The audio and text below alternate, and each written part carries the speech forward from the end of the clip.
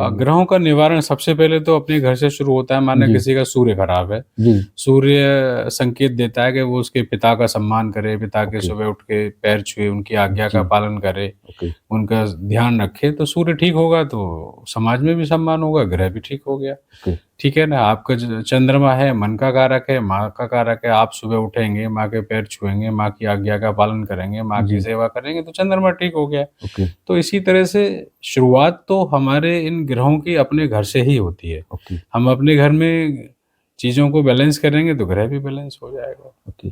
Sir बड़ी अच्छी चीज़ आपने बताई कि एक तो कहीं न कहीं हमारी संस्कृति भी ऐसी है कि बड़ों के पैर छूने चाहिए, माँ-बाप तो हमारे इसीलिए भगवान ही है साक्षात। हमारे संस्कार इस तरह के हैं कि उन जी, जी। संस्कार में बहुत सारे ऐसे उपाय छुपे हुए हैं जो जी, हमारे नॉलेज में नहीं है लेकिन वर्क कर रहे हैं। वर्क करते हैं। मतलब हमारे पूर्वजों ने इतनी अच्छी व्यवस्था बना के रखी है पहले से ही। बिल्कुल, बिल्कुल। सनातन धर्म की यही तो अच्छाई है कि उपाय जी। पूरे होते हैं लेकिन उसके पीछे बहुत बड़ा एक कारण होता है जी। कि पारिवारिक सुख होता है, संस्कार होते हैं, उसके पीछे हमारे खराब ग्रहों के उपाय होते हैं। जी, बिल्कुल, बिल्कुल। बिल्कुल सर। तलाक बड़े होते हैं। मतलब वैवाहिक जीवन कहीं न कहीं सुखमय नहीं है। अब देखिए बहुत सारी चीज़ें आ सकती हैं। तो सर इसका क्या है एक सॉल्यूशन परमानेंट? वैवाहिक जीवन सुखमय हो? सबसे पहला तो मैं वैवाहिक जीवन उत्तम रहे उसके लिए मैं संस्कार की बात करता हूँ। जी। हमारे परिवार में हमारे माँ-बाप ने और हमारे बुजुर्गों ने हमें अगर अच्छे संस्कार दिए हैं, तो हमारे विवाद कभी नहीं होंगे, तलाक तो दूर की बात है। बिल्कुल सर। अब बात ज्योतिष के आधार पर अगर तलाक की कहें, तो कहते हैं कि 7th हाउस में अगर किसी पाप ग्रह की दृष्टि हो, जी। पाप ग्रह विराजमान हो, जी। तो वहाँ वैवाहिक जीवन में, वैवाहिक सुख में कमी आती है। जी। एक आम बात है कि अगर 7th हाउस में राहु बैठा है, तो कहते हैं कि उस व्यक्ति के विवाह में बाधा आती है, ओके। विवाह तय होकर टूट जाता है। कभी-कभी ऐसा देखा गया है कि पाप क्रूर बैठ जाए, मंगल बैठ जाए, जी, तो जी। एक से अधिक शादी का योग बनाता है। जी। तो कहीं न कहीं ग्रह दशा चाल का इफ़ेक्ट आता है वैवाहिक जीवन में, लेकिन अगर आपके अंदर संस्कार हैं, तो आप उस रिश्ते को भी निभा के चल पाएँगे ओके। आगे। संस्कार का बहुत बड़ा संस्कार का आपका रोल है। बहुत बड़ा रोल है जी। गृहस्थ जीवन में आगे चलने के लिए, जी। परिवार को चलाने के लिए। अगर आपके अंदर संस्कार जीवित हैं, संस्कार अच्छे हैं, जी। तो खराब ग्रह भी नतमस्तक हो जाते हैं। ओके। सर कभी-कभी मैंने ऐसा भी देखा है कि एक बंदा है, वो बड़ा सोशल है, समाज में उसके बहुत अच्छे संबंध है सभी से, लेकिन फैमिली में उसकी वाइफ से पटती ही नहीं पाती है। तो ये कहीं ग्रह का है कुछ या फिर संस्कार तो उसके अच्छे ही हैं, सभी समाज में बड़ा मान-सम्मान है, देखिए, सभी मैं लोगों से ये नहीं बातचीत कह करता है। सकता कि संस्कार जी। अच्छे हैं, तो वो संस्कार उसके घर में क्यों नहीं है? बाहर जी। तो वो बनावटी व्यवहार कर रहा है, घर में ओके। नेचुरल कर रहा है। तो ओके। या तो घर में सही नहीं चल रहा है या बाहर सही नहीं है, जी, जी, तो जी। उसका कहीं न कहीं ड्यूल नेचर है। ओके। अगर व्यक्ति एक जैसी नेचर का होगा, तो उसके घर में भी संबंध अच्छे होंगे, बाहर भी अच्छे होंगे। ओके। बाहर वालों के लिए दिखावा कर रहा है कि मेरा व्यवहार अच्छा है, लेकिन जी। घर में आके वो रूड व्यवहार कर रहा है, तो संबंध खराब हो गए। संबंध खराब हो गया। इसलिए हमेशा उसको अ, एक अच्छा जैसा रहना व्यवहार पड़ेगा। करना चाहिए, एक जैसा करना चाहिए जी। और बड़ों की इज़्ज़त, दूसरों का सम्मान करेगा तो सब जगह उसका सब लाभ जगह होगा, खुशहाली रहेगी। खुशहाली रहेगी, बिल्कुल सर, ये तो आप झगड़े नहीं होंगे। आपकी बात से ना मुझे बिग बॉस याद आ गया। बिग बॉस में जो लोग जाते हैं सेलिब्रिटी तो उनकी रियल पर्सनैलिटी निकल के आती है वहाँ पे, यस, यस, है यस। ना? तो आप अगर ऐसे हैं तो फिर तो हुँ। लड़ाइयाँ होनी हो रही है। आपका जो ओरिजिनल स्वभाव है, जी। वो अगर एक जैसा रहता है, घर भी और बाहर भी, तो जी। कभी कोई विकृति नहीं, कोई जी। परेशानी नहीं आएगी। बिल्कुल सर। अगर आपके अंदर शैतान है, जी। तो कब बाहर आ गया, कब अंदर, तो जब-जब वो बाहर आएगा, तब-तब झगड़े होंगे ही होंगे। बिल्कुल सर, बिल्कुल। नमस्कार फ्रेंड्स, कहानी आपकी जुबानी में आपका एक बार फिर से स्वागत है। हमारा जो जीवन है वो मनुष्य का जीवन है। मनुष्य के जीवन में सुख और सम्मान जब तक है जीवन में तो हम लोग बड़े खुश रहते हैं और ये भी चाहते हैं कि ये बढ़े। लेकिन जैसे ही दुख आता है तो हम लोग परेशान भी हो जाते हैं। ज्योतिष एक ऐसी जगह है जहाँ पे अगर हम दुखी हैं तो उसका निवारण हो सकता है। अगर हम सुखी हैं, समृद्ध हैं तो और समृद्धता आ सकती है। तो इसी चीज़ को लेके आज हम बात करेंगे। आज हमारे साथ में बहुत बड़े ज्योतिषाचार्य डॉक्टर अनूप राघव सर हमारे साथ में हैं। तो सर नमस्कार। स्वागत है आपका। नमस्कार सर। नमस्कार। एक बार आपका जीवन परिचय प्लीज हो जाए। मेरा परिचय बहुत छोटा है। मेरा नाम डॉक्टर अनूप राघव है। मैं यहाँ धर्म समाज महाविद्यालय में बीएलएलबी विभाग में हिस्ट्री का शिक्षक हूँ। Okay sir. ज्योतिष का अध्ययन मैं 84 से कर रहा हूँ। 1984 से ही मैंने ज्योतिष पढ़ना शुरू किया था और सन 90 से ही ज्योतिष का काम करना मैंने शुरू कर दिया था। तभी से इस विद्या में मैं हूँ और समाज सेवा में कर रहा हूँ। हम लोग मानते हैं कि पूरी लाइफ में कभी ना कभी शनि की हमारे ऊपर कुदृष्टि बोलते हैं, मतलब न्याय के जी। देवता हैं वैसे तो वो। जी, जी, जी। यहाँ साढ़े साती हो गई, ढैया हो गई, तो जी। इसके लिए सर प्रिकॉशंस के तौर पे क्या किया जा सकता है? यहाँ हमें कैसे पता पड़ेगा कि ये चल रहा है हमारे ऊपर? देखिए कुंडली में एक गणना का आधार होता है जी। कि जन्म पत्री में शनि महादशा में आते हैं 19 वर्ष जी। के लिए, ठीक है? उसके बाद वो साढ़े साती में आते हैं 7.5 वर्ष के लिए, जी। और उनकी चतुर्थ, अष्टम और द्वादश ढैया होती है। जी। जी। तो जब-जब शनि लोहपाद में होता है, जी। लोहे के पैर में होता है, लोहपाद में होगा, तब-तब आपके लिए कष्टकारी होगा। ओके। और शनि आपकी कुंडली में सम राशि के हैं, जी। उच्च के हैं, जी। उस स्थिति में आपको कष्ट कम देंगे। ओके। दूसरा, शनि कलयुग में न्याय के देवता हैं। आप जी। अपना कर्म अच्छा कर रहे हैं, आप किसी को सता नहीं रहे, किसी जी। की बददुआ नहीं ले रहे, जी सर। किसी के साथ अनहित नहीं कर रहे, तो फिर आपको कष्ट नहीं होगा। ओके। अन्यथा की स्थिति में आप जैसा कर्म करेंगे वैसा फल आपको भोगने को मिलेगा। ओके। डरने की ज़रूरत नहीं, अगर आप ईमानदार हैं और अच्छे कर्म हाँ, करते हाँ, हैं। बिल्कुल, बिल्कुल। ग्रह आपको ऐसे नहीं सताएगा। आपके जी। कर्म के अनुसार शनिदेव आपको रिज़ल्ट देते हैं। अच्छा करेंगे, अच्छा भोगेंगे, खराब जी। करेंगे, खराब भोगेंगे। तो डिपेंड आपके व्यवहार और नेचर पुरस्कार पे करता मिलेगा है। अगर आपने अच्छा बिल्कुल। किया। सर इसी में मेरा एक क्वेश्चन ये आता है, जैसे आपकी बात बिल्कुल ठीक है, तो ये फिर अगला जन्म, पूर्व जन्म के कर्म कहाँ से आ जाते हैं? जब हमें भुगतना है यहाँ पे सारी चीज़ें, तो वो कैसे? पूर्व जन्म के कर्म के लिए मैं एक आपको उदाहरण देके जी। समझाता हूँ। एक व्यक्ति है, उसने बहुत अच्छा एक बाग लगाया, जी। जी। और जब बाग युवावस्था में आया, मतलब फल देने की स्थिति में आया, जी। जी। तब तक उस व्यक्ति की मृत्यु हो गई। ओके। तो उस बाग लगाने का जो फल है उसे तो मिला ही नहीं, बिल्कुल नहीं मिला, सही नहीं बात है। मिला। तो अगली बार जब उसका जन्म होगा तो जी। ऐसी जगह होगा, चाहे वो फल बेचने वाले के घर हो, लेकिन ओके। उसको फल खाने को ज़रूर मिलेंगे। ओके, ये तो कर्म का सिद्धांत है। ये कर्म का सिद्धांत है, आप जैसा कर्म करेंगे वैसा आपको भोग भोगने को मिलेगा। ओके। बहुत से लोग कहते हैं कि मैंने अपने होश में, अपने इस जीवन काल में कभी कोई गलत काम नहीं किया और जी। बेइंतहा मुझे परेशानी हो रही है, लेकिन ये सामने वाले ऐसे हैं जी। कि इन्होंने मेरे हिसाब से कोई अच्छा काम नहीं किया, लेकिन सारे सुख-सुविधाएँ, भौतिक जी। सुविधाएँ, घोड़ा-गाड़ी, जी। बंगला सब मिल रहा है, और मैं दिन-रात पूजा करता हूँ, मुझे कष्ट है। जी।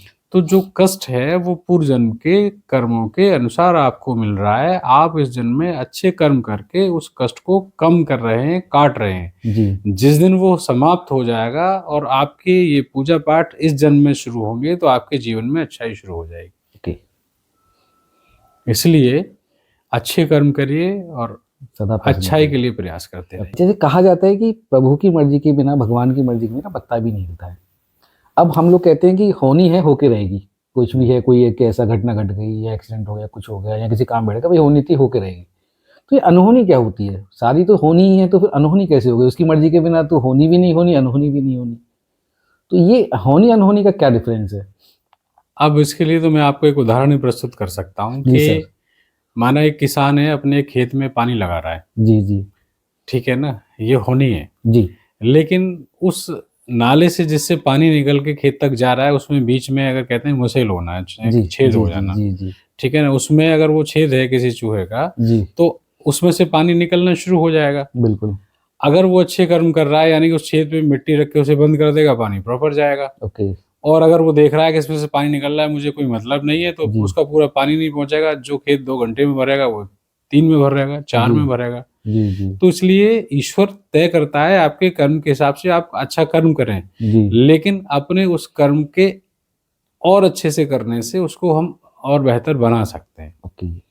ठीक है ना? ओके। तो ईश्वर ने बनाया होने के लिए, हो जी। रहा है, खेत भर रहा है, ट्यूबवेल आपके पास है, खेत बिल्कुल। आपके पास है। बिल्कुल। बिल्कुल। अनहोनी ये होगी कि उसमें मुसेल है। जी। आपने अच्छा कर्म करा, उसमें मिट्टी रख दी, तो आपका काम पूरा हो गया। जी। जी। तो ये इस तरह के उदाहरण हैं जो हमारे जीवन में आने वाली शिक्षा को ग्रहण करने का एक तरीका बताते हैं। तो सर इसमें एक और क्वेश्चन मेरे पास आता है, जैसे आजकल बड़ा ट्रेंड चल रहा है कि अगर हम कहीं की समस्या है, हमें कुछ, तो पतंग उड़ाइए लाल, पीली, हरे कलर की। तो ये सब वर्क करता है क्या? ज्योतिष में कलर थेरेपी है। ओके। कलर से मतलब है हर ग्रह से संबंधित एक रंग है, जी। ठीक है ना? अब जैसे आपका मीन राशि है, जी। दीपक नाम है जी। आपका, जी। जी। तो आपका जो मीन राशि है उसका जो स्वामी है वो बृहस्पति है, उनका जो कलर है बृहस्पति का पीला ओके। कलर है। जी। जी। आप पीला कलर जितना इस्तेमाल करेंगे, अपने राशि के स्वामी को मजबूत बनाएंगे, तो आपके लिए फेवरेबल है। ओके। तो इसलिए जिस ग्रह से संबंधित जो ग्रह का कलर है उसको आप अधिक इस्तेमाल करेंगे, तो उसका आपको इफेक्ट मिलेगा। ओके। तो इसीलिए वो पतंग कलरफुल जो उड़ाई जाती है वो कलर के अकॉर्डिंग उड़ाई जाती है कि कलर के आपको किसके अकॉर्डिंग, आपकी राशि के राशि के अनुसार अगर उसे आप अकॉर्डिंग। करेंगे। पतंग है, जी रक्षाबंधन के समय में बहुत से ज्योतिषाचार्य बताते हैं कि जी आपको इस तरह की राखी बांधनी चाहिए, इस रंग की बांधनी जी चाहिए। जी तो जी। वो ग्रह से संबंधित कलर है, उनका म- इस्तेमाल करने से ओके, आपको लाभ होता है। अपने ग्रह को कहीं ना कहीं मजबूत करना है वो। जी जी जी। ओके सर, एक और आता है इसे आजकल एक और ट्रेंड चल रहा है कि इलायची खानी चाहिए, या फिर आप कोई काम करने पर निकल रहे हैं तो कहीं ना कहीं इलायची आप मुंह में रखें तो उससे आपको सक्सेस के जो चांस हैं वो बढ़ जाते हैं, तो ऐसा कुछ है क्या? मैंने अभी चर्चा की आपसे कलर की, तो जी, इलायची का कलर कैसा होता है? हरा होता है सर। हरा होता है। हरा जी, ज्योतिष में बुध का होता है। बुध ओके, हमारी वाणी और मस्तिष्क का होता है। जी जी तो जब भी हम इलायची खाएंगे तो हमारा बुध एक्टिवेट होगा, हमारा मस्तिष्क एक्टिवेट होगा। जी, बुध अच्छा हो जाएगा तो वाणी अच्छी होगी, तो आप अच्छा बोलेंगे, मधुर बोलेंगे, ओके, आपकी टंग में स्वीटनेस होगी, जी है ना? कर्कश वाणी नहीं रहेगी जी आपकी, जी इसलिए जी। उसको खाएंगे तो जुबान अच्छी हो जाएगी, इसलिए खाना बेहतर। खाना बेहतर और आप ऑटोमेटिक कहीं ना कहीं सफलता पाएंगे पाएंगे। हाँ, ग्रह को मजबूत कर रहे हैं, ग्रह को उससे मजबूत संबंधित कर, लाभ मिलेगा आपको। सही बात है सर। सर एक नॉर्मल क्वेश्चन रहता है, जैसे दंपत्ति शादी हो गई, अब हर इंसान चाहता है कि यार मेरी जो औलाद हो बिल्कुल ऐसी हो, संस्कारी हो, समाज का भला करे, हमारा तो करे करे साथ में समाज का ही भला करे। जी। तो और ये भी रहता है कभी जब पूत कपूत निकल जाता है तो कहते हैं यार इसे तो होना ही अच्छा नहीं था। तो लोग ऐसा लोग क्या करें शादी होने के बाद में कि उनको जो पुत्र या पुत्री जिसकी भी प्राप्ति हो वो संस्कारी हो, इसका कोई उपाय है सर? बिल्कुल उपाय है। सनातन धर्म में पहले ये कहा गया कि गर्भावस्था में जी गृहिणी को अच्छे संस्कार दिए जाते थे, भजन पूजन में रखा जाता था, जी रामायण गीता का पाठ कराया जाता था। जी जी अब जब बच्चा गर्भ में आ गया और जी निरंतर आप रामायण का पाठ कर रहे हैं, गीता का पाठ कर रहे हैं, तो उसको गर्भ में ही संस्कार मिल रहे हैं, तो वो संस्कारवान होगा जी और लायक पुत्र निकलेगा। कभी विवाद ही नहीं होगा, कभी आपके जीवन में ऐसी घटना ही नहीं मिलेगी कि मेरा बेटा खराब है। जी जी। परेशानी कहाँ है? जब बच्चा गर्भ में है उस समय आप झगड़ा कर रहे हैं, हम्म। आपकी आंखें गलत पिक्चर देख रही हैं, ओके। है ना? गलत संस्कार आप देख रहे हैं, गलत तरीके से ज़िंदगी का निरावरण कर रहे हैं। जी जी और ऐसी स्थिति में तो बच्चे को जब घर में संस्कार खराब मिलेंगे तो बच्चा तो खराब होगा ही। जी। अब आप देखिए कि अभिमन्यु ने गर्भ में ही शिक्षा ग्रहण कर ली थी, तो उसका बिल्कुल प्रतिफल ये मिला कि भविष्य में आज तक उनके लोगों को नाम याद है। बिल्कुल। ठीक है ना? तो हम जब बच्चा गर्भ में हो उसी समय अच्छे संस्कार देना शुरू करना चाहिए। माँ को हमेशा पूजा पाठ में सम्मिलित रहना चाहिए जी और उसके साथ-साथ अच्छी पुस्तकों का अध्ययन करना चाहिए। बिल्कुल। तो ऑब्वियस है कि फिर सारे संस्कार बच्चे में आएंगे आएंगे माँ बाप के। जन्म से पहले माँ अगर बच्चे को संस्कार देती है तो जीवन पर्यंत वो संस्कार उसके अंदर रहता है। ओके, यही एक राज है। बिल्कुल। जी सर। सर एक और क्वेश्चन रहता है, जैसे क्या रहता है कभी कभी कि हम लोग ट्रैवल कर रहे हैं और एक जी। बड़ा डर रहता है कि यार कहीं एक्सीडेंट ना हो जाए, रास्ते में जा रहे हैं तो मतलब कहीं ना कहीं देवी देवता पे घूमने जा रहे हैं, मंदिरों में जा रहे हैं, या बस एंजॉयमेंट करने के लिए जा रहे हैं, तो अक्सर ऐसा मिलता है कि पूरा का परिवार खत्म हो गया, बड़ा दुख लगता है। तो इससे बचने का कोई उपाय है सर कि जब हम गाड़ी चलाएं तो ध्यान रखें इसको, कुछ मंत्र वगैरह या ऐसा कुछ, या ऐसा कुछ करके जाएं जी। जिससे दुर्घटना बचे? जी, जी, जी। उसमें बताया गया है कि अगर हम कहीं किसी यात्रा में जा रहे हैं तो भगवान गणेश का नाम लेके हमें जाना चाहिए। ओके। इसके अलावा ये भी बताया गया है कि हम अगर कहीं यात्रा कर रहे हैं जी तो यात्रा में हनुमान जी के मंत्रों का जाप करना हमें चाहिए। अगर उनके हम जाप करते हैं तो जी बहुत जी सारी चीज़ें हमें मिलते हैं। उसमें एक बताया, एक मंत्र है हनुमान जी का, कहते हैं कि जब भगवान रामचंद्र जी अपना विमान लेके अयोध्या वापस लौट रहे थे तो जी उन्होंने भी एक मंत्र का उच्चारण किया था कि वो जी विमान की दुर्घटना ना हो। जी।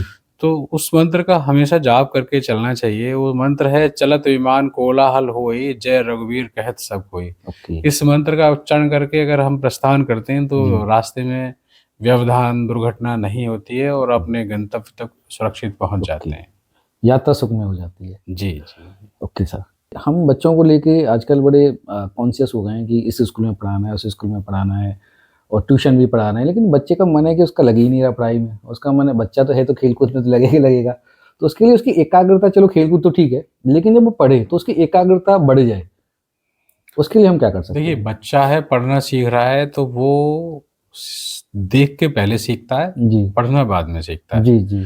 हम घर में एक ऐसा वातावरण क्रिएट करें कि बच्चा देखे और सीखे। ओके, सबसे पहला काम जी जब हम बच्चे से कह रहे हैं कि आप फ़ोन नहीं चलाओगे, जी हम जी। शिक्षा उसको दे रहे हैं और हम उसके सामने खुद फ़ोन चला रहे हैं, ओके। तो हम उसको कैसे शिक्षा गलत दे शिक्षा ही दे पाएँगे? रहे हैं, सही हाँ, बात है सर। तो सबसे पहले अंकुश माँ-बाप को अपने ऊपर लगाना चाहिए जी और अच्छे कर्म करेंगे, बच्चा देखेगा तो वो सीखेगा। जी आप जी सुबह उठ के सबसे पहले पूजा-पाठ कर रहे हैं, जी बच्चा देख रहा है कि मेरे माँ-बाप सुबह उठ के पहले पूजा-पाठ करते हैं, उसके बाद दूसरा काम करते हैं, तो निरंतर थोड़े दिन बाद बच्चा भी उठ के पहले पूजा करेगा, फिर जी। दूसरा काम करेगा। ओके। तो बच्चे को सही शिक्षा देने के लिए व्यक्ति विशेष को अपने ऊपर अंकुश रखते हुए, अनुशासन में रखते हुए, अपने जी। घर में ही पूजा-पाठ और अपने घर में ही अच्छे कार्य शुरू करें, जिससे बच्चा आपको देखे और फ़ॉलो करे, ओके। खुद पे इम्प्लीमेंट करना पहले चाहिए, बच्चा वो सबसे देखेगा पहले। ही देखेगा, तो वो आप सीखेगा ही। दूसरों के लिए उदाहरण दे रहे हैं कि आप स्मोकिंग मत करो और आप खुद जी, कर रहे हो, तो उदाहरण कैसे प्रस्तुत करोगे? सही पहले बात है। अपने ऊपर अंकुश लगाइए, उसके बाद दूसरों को कहिए। बिल्कुल सर, हम बिल्कुल। किसी पे एक उँगली उठाते हैं, तो 3 उँगलियाँ हमारी तरफ होती हैं कि बिल्कुल सर। पहले 3 दोष अपने खत्म करो, जब दूसरे वाले का 1 दोष खत्म करो। बिल्कुल सही बात कही है सर आपने। ये बिल्कुल, और ये तो कहीं न कहीं हमें समाज में एक ऐसा मैसेज देना भी चाहिए कि भई हम ही हैं, कहीं न कहीं जो भी घर में अपनी समाज को या फिर अपने बच्चों को संस्कार जैसे देंगे, तो वैसा हमारा बच्चा भी बनेगा, समाज भी बिल्कुल, वैसा ही होगा। संस्कार की शुरुआत घर जी, में जो हम काम करते हैं, बच्चे उसको देख के करते हैं, वही संस्कार हैं। बिल्कुल सर। आपका बच्चा है, आप सबसे पहले अपने उठ के माँ-बाप के पैर छूइए, फिर बच्चे से कहिए माँ-बाबा के पैर छूइए, डेली जी, इस काम को करेंगे तो बच्चे में संस्कार आएँगे। बिल्कुल सर। आजकल क्रिटिकल इलनेस बहुत होती हैं, और क्रिटिकल इलनेस का जैसे ही नाम सुनते हैं कैंसर का या किडनी फेलियर वगैरह का, तो बड़ा डर सा लगता है। तो ये क्या पूर्व जन्म के संस्कार से होता है, या फिर अगर होता है तो इसको कैसे बचा जा सकता है? इसके लिए कोई उपाय वगैरह ज्योतिष में? देखिए, सबसे पहले तो मैं यही कहूँगा कि हमारा खान-पान वर्तमान समय में जी, इतना अशुद्ध हो गया है कि ये सारी पेस्टिसाइड फूड खाने से इसके जी, साइड इफ़ेक्ट आते हैं। बिल्कुल। ठीक है ना? अब आपका सवाल ज्योतिष से संबंधित है, तो जी, ज्योतिष में ये कहा गया है कि जब भी अष्टम भाव में राहु, केतु, शनि की महादशा हो, ओके। अष्टम भाव के ग्रह की महादशा चल रही हो जी सर। और उसमें छठे और 12वें घर की अंतर्दशा आ जाए, वो राहु, केतु, शनि ट्रायंगल में आ जाएँ जी, और गोचर में भी आपके कुंडली में चतुर्थ भाव में, अष्टम भाव में और द्वादश भाव में राहु, केतु, शनि चल रहे हों, जी। तो जब ये ट्रायंगल बनता है तो ऐसी दशा में संक्रामक रोग होता है जो अल्सर कैंसर की तरफ जाता है। ओहो! लेकिन एक इसका बहुत बड़ा रिलेशन है कि जब भी ये विषम महादशाएँ आपकी जन्मपत्री में चल रही जी, हैं और आप जिस घर में या जिस स्थान पे रह रहे हैं जी, और उस स्थान का जो ईशान कोण है, जो नॉर्थ ईस्ट का कोना है, अगर जी, जी, वहाँ पे दूषित व्यवस्था है, यानी कि अगर वहाँ कोई टॉयलेट बना हुआ है जी सर। ना? वहाँ अगर कोई सीट रखी है और आप उसे यूज़ करते हैं, तो निश्चित तौर पे फिर जी, आपके घर में अल्सर और कैंसर होने की शिकायत मिलेगी। ओके। तो यहाँ 2 रिलेशन है, जन्मपत्री का षष्ठे, षष्ठम, द्वादश भाव की महादशा, अंतर्दशा जी, और उसी दौरान जहाँ आप रह रहे हैं, वहाँ पे नॉर्थ ईस्ट में टॉयलेट का इस्तेमाल करना, दोनों के रिलेशन जी, अल्सर और कैंसर को क्रिएट करते हैं। अगर इस चीज़ को ध्यान में रखते हुए आदमी, जी, व्यक्ति विशेष हर अपने घर में नॉर्थ ईस्ट के कॉर्नर में केवल अपना मंदिर बना ले और वहाँ ओके। नॉर्थ ईस्ट के टॉयलेट को हटा दे, जी, तो गंभीर बीमारियों से सदैव बचा रहेगा। जी। ये तो सर आपने बहुत अच्छी बात बता दी कि लोगों का इससे कल्याण ही होगा। बिल्कुल होगा। हर व्यक्ति को ये बात मालूम होनी चाहिए जी, कि मुझे अपने नॉर्थ ईस्ट में टॉयलेट नहीं बनाना है, मंदिर जी, बनाना है, तो उस व्यक्ति विशेष को कम से कम जी, संक्रामक रोग नहीं होगा। ओके, जितना भी संक्रमण होता है, वो नॉर्थ ईस्ट के टॉयलेट से होता है ओके। और वह अगर किचन बनाए, तब भी वहाँ फाइनेंशियल क्राइसिस और स्वास्थ्य की प्रॉब्लम आती है, जी, ओवरहेड टैंक बनाए, तब भी वहाँ। तो इसलिए नॉर्थ ईस्ट खाली होना चाहिए और वहाँ पवित्र स्थान है, इसलिए वहाँ पे जी, मंदिर होना चाहिए और ये 2 चीज़ें बनी हैं, जी, तो जी, निश्चित तौर पे आपके जीवन में खुशहाली आएगी। ओके। सर एक जैसे अभी पहले क्या थे, लोग बाग ऐसे ही बना लेते थे घर। अभी तो खैर ज्योतिष हो गई है, आप जैसे विद्वान लोगों को दिखाते हैं घर जी, में प्रवेश करने से पहले, बनवाने से पहले भी, जी, कि यहाँ पे ये गलत सही तो नहीं है, तो आप बता देते हैं। ये पहले ऐसे बन चुके हैं घर, जी, तो उनमें अब या तो वो तोड़ फोड़ करें, या जी। ऐसा कोई उपाय है कि वो किया जाए तो ये प्रॉब्लम्स ना आए? देखिए, वैसे तो हर चीज़ का उपाय है ज्योतिष में। जी सर। मैं आपको एक इम्पोर्टेंट बात बताता हूँ कि लाइफ में हमारा जीवन 3 चीज़ों पर डिपेंड करता है। जी सर। 33% हमारे ग्रह दशा की चाल, ओके। जन्मपत्री की ग्रहों की चाल, जी जी। 33% हम जहाँ रहते हैं वहाँ का वास्तु ओके और 33% हमारे कर्म। ओके तीनों चीज़ों को अगर हम सलीके से कर लें जी जी और तीनों को बैलेंस कर लें तो लाइफ में परेशानी नहीं आती है। जी जब हम 99% चीज़ें ठीक करेंगे तो जीवन भी ठीक हो जाएगा। ओके इसलिए घर का वास्तु, कुंडली के ग्रह जी और अपने कर्म तीनों को अच्छा कर लेंगे तो जी चीज़ें सर। पॉजिटिव होंगी। बेड है हमारा, अब ये बेड का जो सराहना होना चाहिए वो किस दिशा में होना चाहिए? कभी कभी लोगों को बड़े बुरे बुरे सपने आते हैं, दोनों तो में इसका इम्पैक्ट आता है क्या? मैं आपको बताता हूँ। कहा यह जाता है कि दक्षिण दिशा में सिर करके सोने से जी आपको नींद अच्छी आती है। ओके। अगर आप उत्तर दक्षिण दिशा दिशा में सर होना चाहिए? दक्षिण दिशा में सर करके सोने से जी नींद अच्छी आती है, ओके आयु में वृद्धि होती है। ओके ओके अभी तक जो लिटरेचर है उसमें जो जगह-जगह लिखा है वो यही है कि उत्तर दिशा में सिर करके नहीं सोना चाहिए, ओके दक्षिण में सिर करके सोना चाहिए। पहले नंबर पे दक्षिण, दूसरे नंबर पे ईस्ट पूर्व दिशा और जी तीसरे नंबर पे पश्चिम दिशा। अच्छा तीनों ओके तरफ सिर हो सकता है, उत्तर में नहीं करना चाहिए। जी वजह है कि जितना भी हमारी प्रकृति का वाइब्रेशन है वो साउथ से नॉर्थ की तरफ जाता है। जी अगर हम सिर उत्तर में करके सोएंगे तो ब्लड का फ्लुएंस हमारा बार-बार सिर की तरफ आएगा तो ओके हेमरेज होने के चांस रहते हैं। ओके इसलिए सिरहाना अगर हमारा दक्षिण में है तो जब भी फ्लो होगा तो जी हमारा ब्लड का सर्कुलेशन है वो सिर से पैरों तक प्रॉपर कंटिन्यू रहेगा होगा तो जी, हम स्वस्थ रहेंगे। स्वस्थ रहेंगे ओके। तो कहते हैं कि हमारे दक्षिण में सिर करने से दीर्घायु होती है और स्वास्थ्य जी, अच्छा रहता है। ये भी एक लॉजिक है ये कहीं ना कहीं लॉजिक है, साइंटिफिक। साइंटिफिक लॉजिक ओके भी। ओके। अब सर जैसे रात को अगर सपने आते हैं बुरे बुरे, तो इसमें कहाँ किसका, ये क्या इसी का रोल होता है कि हमारी जो हम सोने की जो दिशा है वो खराब है, या कुछ और भी रहता है इसके पीछे? देखिए हमारा सपना संबंध रखता है हमारे माइंड से। अगर जी हमारा माइंड पूरी तरह से कॉन्स्टेंट है तो प्रॉब्लम नहीं आती है। ओके हमारा माइंड अनकॉन्शियस होता है तब ये दिक्कत आती है। जी तो मन का जो स्वामी है वो चंद्रमा है। जी तो निश्चित तौर पे हमारे उस घर का जो चंद्रमा का कारक पानी है जी वो कहीं न कहीं बाधित है और निश्चित तौर पे कहीं गलत दिशा में है तो ये परेशानी आती है। ओके तो इसलिए अपने सिरहाने पे चंद्रमा को मजबूत कर लो। पुराने जी टाइम में कहते थे कि एक पीतल के लोटे में पानी भर के सिरहाने रख लो ओके तो आपको बुरे सपने नहीं आएँगे। ओके तो पानी क्या है? चंद्रमा है, तो इसलिए अपने सिर के पास जी काँच की बोतल में या पीतल में या फिर चांदी के जी बर्तन में पानी भर के रखेंगे, चंद्रमा मजबूत होगा, सपने नहीं आएँगे। ओके। ये सब सर बड़ा अच्छा आपने उपाय बता दिए, लोगों के लिए आसान सा है, हर आसान इंसान कर उपाय है, सकता है। बिल्कुल कर सकता है। आपने पीतल की में बताया, क्या सर ये तांबे में हो सकता है कि तांबे का बर्तन में हमें पानी भी रख दिया और सुबह को पी भी लेंगे? तांबे का बोला जाता है पानी अच्छा रहता है पीना सुबह के लिए। तांबा जो होता है वो सूर्य का कारक है और जो अच्छा चंद्रमा है वो कारक है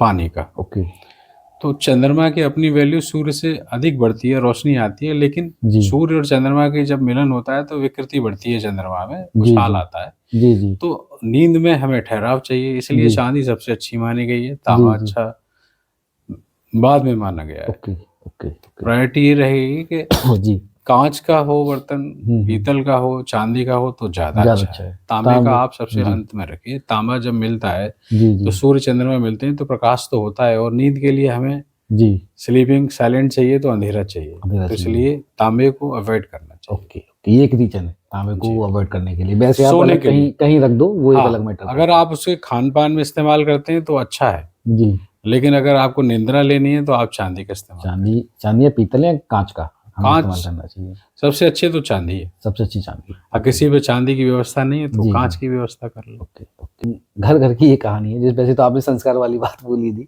लेकिन अक्सर फिर भी देखा जाता है कि बहू कहती है कि सास बस में नहीं है, मेरे खिलाफ चलती है ना? और सास की भी यही विडंबना है। तो दोनों की विडंबना ये रहती है कि कोई एक दूसरे का कहना नहीं मानती। तो इसके लिए कोई उपाय किया जा सकता है?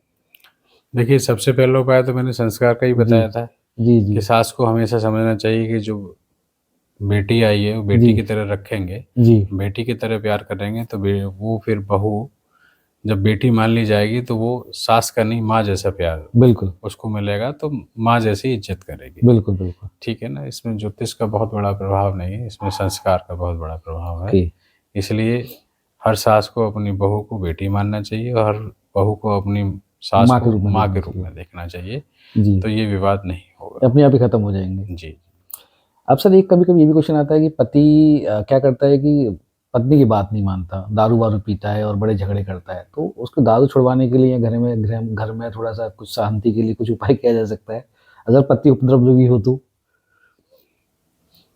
मैंने बताया कि उपद्रव होने का कारण हमारा मन जी होता है, जिसमें चंचलता होती है। मन जी शांत रहेगा तो चंचलता होगी नहीं, उपद्रव होगा ही नहीं। जी जी मन अशांत होता है किससे? चंद्रमा है मन का कारक, और जी चंद्रमा पे दृष्टि पड़ेगी राहु और केतु की तो ग्रहण लगेगा। जी, तो बिल्कुल जब सर। आप शराब के संपर्क में आएंगे तो राहु केतु की दृष्टि हो गई, फिर तो आपके अंदर ग्रहण लग गया, तो फिर आप शांत कैसे रह पाएंगे? बिल्कुल। तो आप सबसे पहले मन को मजबूत करिए, चंद्रमा को मजबूत करिए। जब ओके चंद्रमा राहु केतु से अलग होगा तो विवाद नहीं होगा। ओके इसलिए शराब से बच के रहेंगे तो विवाद नहीं होगा। ओके। चंद्रमा को आपको मजबूत करना ज़्यादा इम्पोर्टेंट है। चंद्रमा मजबूत होगा तो विल पावर मजबूत होगी, जी कोई जी। गलत काम होगा ही नहीं। चंद्रमा के लिए सर कुछ है, पहना वहना जा सके सर? चंद्रमा रत्नों में तो मोती बताते हैं कि अगर ओके मोती धारण करेंगे तो चंद्रमा मजबूत होगा, ओके। अन्यथा चांदी भी चंद्रमा के लिए हम्म, मजबूत करती है। मोती अगर चांदी की अंगूठी में हो तो बहुत चांदी ज़्यादा की अच्छा अंगूठी रहेगा। में हो, लॉकेट में बना के गले में धारण कर सकते हैं। ओके। चांदी अधिक से अधिक इस्तेमाल करिए। आप खान पान में चांदी के बर्तन इस्तेमाल करेंगे तो जी। लाभ होगा।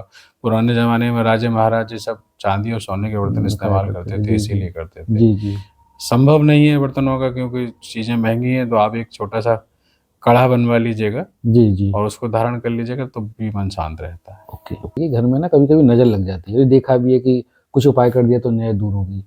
तो नज़र बच्चों को भी लग जाती है, बड़ों को भी लग जाती है, बच्चों को तो अक्सर खासकर लगती लगती है, तो इसके लिए कोई ऐसा आसान सा उपाय है कि फटाफट नजर दूर हो जाए? दृष्टि दोष नज़र जब लगती है, जब कोई नेगेटिव सोच का व्यक्ति आप पे दृष्टि डालता है तो जी उसकी दृष्टि आपके ऊपर प्रभाव डालती है। जी जी उसको क्लीन करने के लिए सबसे पहली चीज़ तो यही है कि आपका अपना चंद्रमा मजबूत हो, यानी कि आप बहुत पूजा पाठ करेंगे तो किसी की जी दृष्टि नहीं लगेगी। जी फिर भी घर में जितनी भी माताएं बहनें हैं तो कहते हैं कि अगर किसी को नज़र लगी है तो एक हम्म, मुट्ठी नमक लेके उसके ऊपर से वार के बोलो कि भाई मेरे दीपक को जिसकी नज़र लगी हो उसकी जी। नज़र उसको वापस जाए, मेरा दीपक ठीक हो जाए। ओके। और उसको फिर आप अब पानी में प्रवाहित कर दीजिएगा, फ्लैश कर दीजिएगा, या जी आप किसी सिंक में पानी के नीचे एक मुट्ठी नमक को लेके उतारने के बाद आप रखेंगे, धीरे-धीरे नमक बह जाएगा और नज़र उतर जाएगी। ओके। मतलब वो जो या तो फ्लश कर सकते हैं या फिर उस नमक को हम ग्लास में रख के छोड़ सकते हैं, तो हाँ, जैसे जैसे वो जाएगा घुलता हाँ, जाएगा, खुलता नजर खत्म जाएगा। होती चली हाँ जाएगी। जी, ओके, ये तो सर बड़ा आप आपने आसान सा उपाय बता दिया। घरेलू उपाय है, सब लोग जी जानते हैं इसे। जी। सर एक लौंग का भी मैंने देखा है कि लौंग वगैरह कुछ जलाते हैं वो सर? भी एनर्जी का ही है, जी उसको लौंग कपूर को जी ले लीजिए उसको, और लौंग लीजिएगा, जी तो 4 लौंग अपने ऊपर से एंटी क्लॉकवाइज 7 बार उतार के उसके कपूर पर रख के और आपके नॉर्थ में जाके उसको जला दीजिए, जी। नेगेटिव एनर्जी ओके कंट्रोल हो जाएगी। ओके। एक और क्वेश्चन आता है, जैसे बृहस्पति में बाल नहीं कटवाते हैं या मंगल को नहीं कटवाते हैं सर, तो इसका लॉजिक क्या है? अब जैसे मंगल का संबंध हनुमान जी से माना गया है, हनुमान जी की अपनी लाइफ में वो बाल नहीं काटते, जी ठीक है? और बाल का जो संबंध है वो शनि से है। जी तो कहते हैं कि अगर बाल काटेंगे तो हनुमान जी नाराज़ होंगे, तो रीति है, रिचुअल जी है, इसको हम लोग फॉलो करते आए हैं इसलिए जी कर रहे जी हैं। जी इसके पीछे साइंस का भी कोई लॉजिक होगा जो मुझे जी मालूम नहीं। जी जी। तो ये तीनों दिन पे इम्पैक्ट डालता है। जी, जी, जी। अब सर जैसे सर्विस क्लास है, अब जी। बड़ी मजबूरी है कि सेविंग करनी पड़ेगी, तो उसके लिए फिर क्या उपाय कुछ है कि भाई ठीक है आप कर लो लेकिन ये उपाय भी करके रखो साथ में? इसका तो उपाय यही है कि अगर आप रिचुअल मानते हैं तो फॉलो कर लीजिए, नहीं जी मानते हैं तो आप करते रहिएगा। जी लेकिन जी कहीं न कहीं इसके पीछे कोई न कोई साइंस होगी जो हमें मालूम नहीं है। जी सर। सर जैसे आप ज्योतिष में हैं और आपको मेरे ख्याल से लगभग लगभग 30-35 साल के आसपास का टाइम, आई थिंक ज्योतिष में ज़्यादा ही हो गया, और लगभग जी, 40 साल के आसपास का जी, टाइम मान लो, जी, जी, क्योंकि 87-37 साल का तो मैं ही हो गया, 87 में डेट ऑफ बर्थ है, तो 40 के आसपास साल से आप काम कर रहे हैं। जी। तो ये ज्योतिष सर है क्या? ये ज्योतिष शास्त्र क्या है और इसका हमारे मानव जीवन पे क्या इम्पैक्ट आता है? ज्योतिष एक ऐसा विद्या है, ऐसा विधान है कि इससे हमारे जीवन में आने वाली सभी घटनाओं की जानकारी मिलती है। Okay sir. मेरी अगर व्यक्तिगत भाषा कहूँ तो इसको मैं परिभाषित करता हूँ कि ज्योतिष एक ऐसा दर्पण है जी जो भविष्य में आने वाली घटना की जानकारी देता है और दुर्घटना से बचने के तरीके बताता है। ओके, बहुत बढ़िया वो सर। तरीके विभिन्न प्रकार के होते हैं। जी सर। जिस तरह से जो समस्या होती है उसका निदान उस तरीके से संबंध रखता है। जैसे अभी ये कहा जाता है कि हमारा जो भाग्य है वो पहले ही से लिखा जाता है, और ये भी कहा जी, जाता है कि भाग्य का लिखा हुआ कोई मिटा नहीं सकता। तो उसमें फिर ज्योतिष का कहाँ रोल आता है?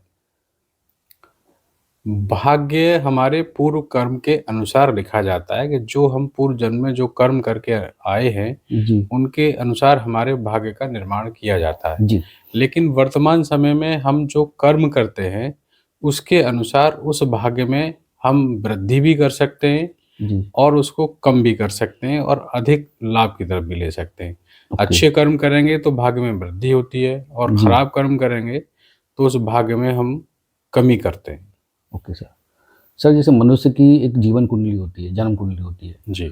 तो वो किस तरीके से प्रॉपर ज़िंदगी पे इम्पैक्ट डालती हैं? कहा जाता है कि अगर हमारे पास प्रॉपर जन्म कुंडली है तो हम भविष्य में सारी घटनाएँ बता सकते हैं, तो ऐसा सच है क्या?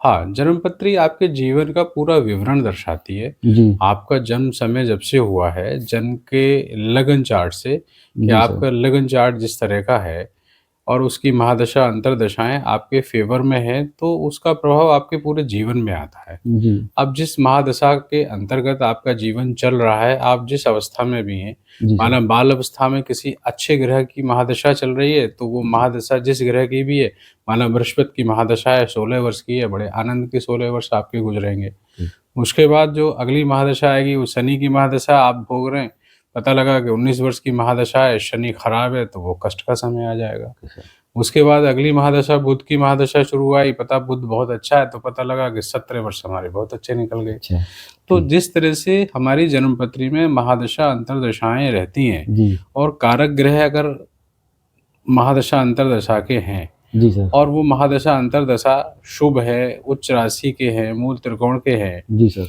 सम राशि के हैं, तो उस दशा के अंतर्गत हमारा जीवन काल अच्छा व्यतीत होता है। अगर वही दशा खराब ग्रह से संबंध रखती है, खराब जी, कोई पाप ग्रह है, जी, वो 2, 4, 8, 12 में आ जाए और उसकी महादशा आपको भोगने को मिले, ओके, माना छठे घर की महादशा आपको भोगने को मिल रही है, जी, तो आपके जीवन में शारीरिक कष्ट आना शुरू हो जाएँगे, मानसिक तनाव बढ़ जाएगा आपका। ओके, तो महादशा के ऊपर डिपेंड करता है कि आप किसकी दशा के अंतर्गत अपना जीवन व्यतीत कर रहे हैं और वो जी, दशा आपकी किस तरह की रहेगी। ओके। तो सर ये क्या ग्रहों से इम्पैक्ट होता है दशा पे, महादशा पे या जो भी दशा हमारी चल रही है? हाँ, ग्रह जन्मपत्री इम्पैक्ट में करते हैं? हमारे जो नवग्रह हैं, उनसे संबंधित जो कारक ग्रह हैं, जो शुभ ग्रह हैं, जी, जी, उनकी दशा है तो निश्चित तौर पे आपको लाभ मिलेगा, बहुत ओके, अच्छा आप भोग भोगेंगे जी, और जी, खराब दशा है तो आपके जीवन में कष्ट आएँगे। ओके। चीज़ और देखी जाती है कि हम लोग ना राशिफल देखते हैं, तो हर जी, इंसान ही राशिफल देख रहा है। जी, अब किसी का तो बिल्कुल फिट बैठ जाता है जी, और क्योंकि करोड़ों की जनता है, सवा-सौ करोड़ जनता में अगर मैं इंडिया की ही बात करूँ, विदेशों को छोड़ देते हैं, जी। तो ये कैसे कैलकुलेशन होती है उसकी? बहुत सारे लोगों के बिल्कुल सटीक है, बहुत सारे लोगों के लिए फ़र्क ही नहीं पड़ता उसका कुछ भी।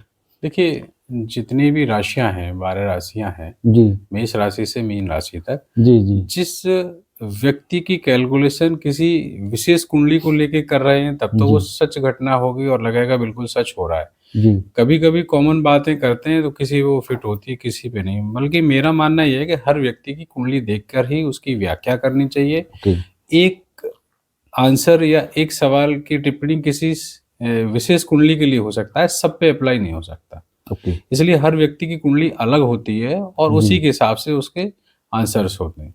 ओके। कि लोगों ना जैसे उनका क्या बुरा वक़्त चल रहा है जी, और कोई भी काम करते हैं तो वो क्या होता है कि उसमें या तो नुकसान ही होता है, नफ़ा तो छोड़ दीजिए जब बुरा वक़्त चल रहा है। जी, तो उसके लिए वो बंदा क्या व्यापार में अगर वो घाटा खा रहा है और नुकसान जी, पे नुकसान झेल रहा है, तो उसके लिए कोई उपाय है जिसमें कि बिल्कुल आसान सा उपाय हो, हर इंसान कर सके? जी। ये एक बड़ी कॉमन कम का समस्या है लोगों की। देखिए, मैंने अभी थोड़ी देर पहले आपको बताया कि जो महादशा खराब चल रही है, जी, यानी जी। कि जो दूसरे, छठे, 8वें, 12वें घर से संबंधित ग्रहों की महादशा है, वो नीच राशि के हैं या जी, जी। शत्रु भाव के हैं, शत्रु राशि के हैं जी, या कारक ग्रह नहीं है, जी। उनकी महादशा अंतर्दशा में अगर व्यक्ति भोग भोग रहा है, कर्म कर रहा है, तो उसका जो फल मिलता है, वो मन के अनुकूल या अपनी मेहनत के अनुसार नहीं मिलता है, जी। उसमें परेशानियाँ आती हैं। तो ज्योतिष में बताया गया है कि जो ग्रह आपके खराब चल रहे हैं, उससे संबंधित वस्तुओं का ट्रीटमेंट करना चाहिए। ट्रीटमेंट इन द सेंस कि अगर कोई खराब ग्रह है, तो उसके उपचार के लिए उससे संबंधित वस्तुओं का दान करना चाहिए। ओके, और कोई बाल अवस्था का ग्रह है, कारक ग्रह है, उसमें ताकत नहीं है, तो उससे संबंधित ग्रहों के मंत्रों का उच्चारण करके उसमें बल देना चाहिए। Okay sir. और ये भी बताया जाता है साहित्य में कि अगर आपका कोई कारक ग्रह है और वो भी बाल अवस्था, युवावस्था की तरफ प्रौढ़ावस्था में जा रहा है और उससे जी, संबंधित अगर हम रत्न धारण करते हैं तो उसकी डिग्रियाँ बढ़ जाती हैं। जब डिग्री बढ़ जाएगी तो उसमें ताकत आएगी तो हमारा काम थोड़ा आसान हो आसान हो जाएगा और जाएगा। जल्दी हो जाएगा। जल्दी हो जाएगा। तो आप सजेस्ट करते हैं कि कुछ आपको व्यापार वृद्धि में कहीं न कहीं रत्न आपको पहनना पड़ेगा, जो आपको सबसे पहले प्रायोरिटी तो मैं देता हूँ कि आप ईश्वर के सानिध्य में रह के उस जी। ग्रह से संबंधित पूजा करें, ओके। ईश्वर का ध्यान करें और जी। रेगुलर आप नित्य समय पे एक निश्चित समय और निश्चित जगह, निश्चित मंदिर में बैठ के पूजा करेंगे, जी। तो आपका ग्रह शांत होगा। ओके। दूसरे उपचार में आता है कि अगर आप संभव हो सके तो उससे संबंधित रत्न धारण कर सकते हैं, अगर ओके। कारक ग्रह है। कारक शत्रु ग्रह, ग्रह है ओके। तब नहीं। ओके। अगर वो अच्छा है और सूट करता है आपको, जी, तो जी। फिर आप उससे संबंधित रत्न धारण कर सकते हैं। ओके। कालसर्प दोष का बहुत सुना है मैंने। क्या होता है? उसको कैसे दूर किया जा सकता है? कालसर्प दोष कहते हैं कि राहु और केतु के मध्य में किसी एक तरफ सभी ग्रह आ जाते हैं तो कालसर्प दोष बनता है। इस जी। तरह से ये दोष जो होता है वो 12 प्रकार का हो गया। जी। तो हर ग्रह का जो दोष है वो डिफरेंट डिफरेंट इफेक्ट डालता है। अगर लगन से संबंधित है तो वो आपके स्वास्थ्य पे डालेगा, ओके। सेकंड हाउस से है तो कुटुंब पे डालेगा, जी। पराक्रम भाव में है, थर्ड हाउस में है तो आपके पराक्रम में कमी करेगा, फोर्थ हाउस में है तो सुख में कमी करेगा, जी। फिफ्थ हाउस में चला गया तो शिक्षा में व्यवधान डालेगा, जी सर। सिक्स्थ हाउस में चला गया तो कहीं ना कहीं शत्रुओं की संख्या में वृद्धि करेगा, सेवेंथ हाउस में चला गया तो पता लगा कि आपके जीवन साथी से संबंधित परेशानियां हैं, वैवाहिक जीवन में परेशानियां हैं। तो जी। इसी तरह से हर घर का अलग अलग इफेक्ट और इम्पैक्ट आता है। जी। तो जैसे जहाँ जो ग्रह बैठा है उसके हिसाब से सबके उपाय अलग अलग होते हैं, ओके सर। लेकिन सबसे अच्छा उपाय वही मैं कहूँगा कि आप पूजा करें। ओके। सर जैसे हम इंडिया में तो खैर ज्योतिष को काफ़ी माना जाता है, लेकिन बहुत सारे अगर वैज्ञानिक मापदंड से देखा जाए तो वो कहते हैं कि ज्योतिष नहीं है।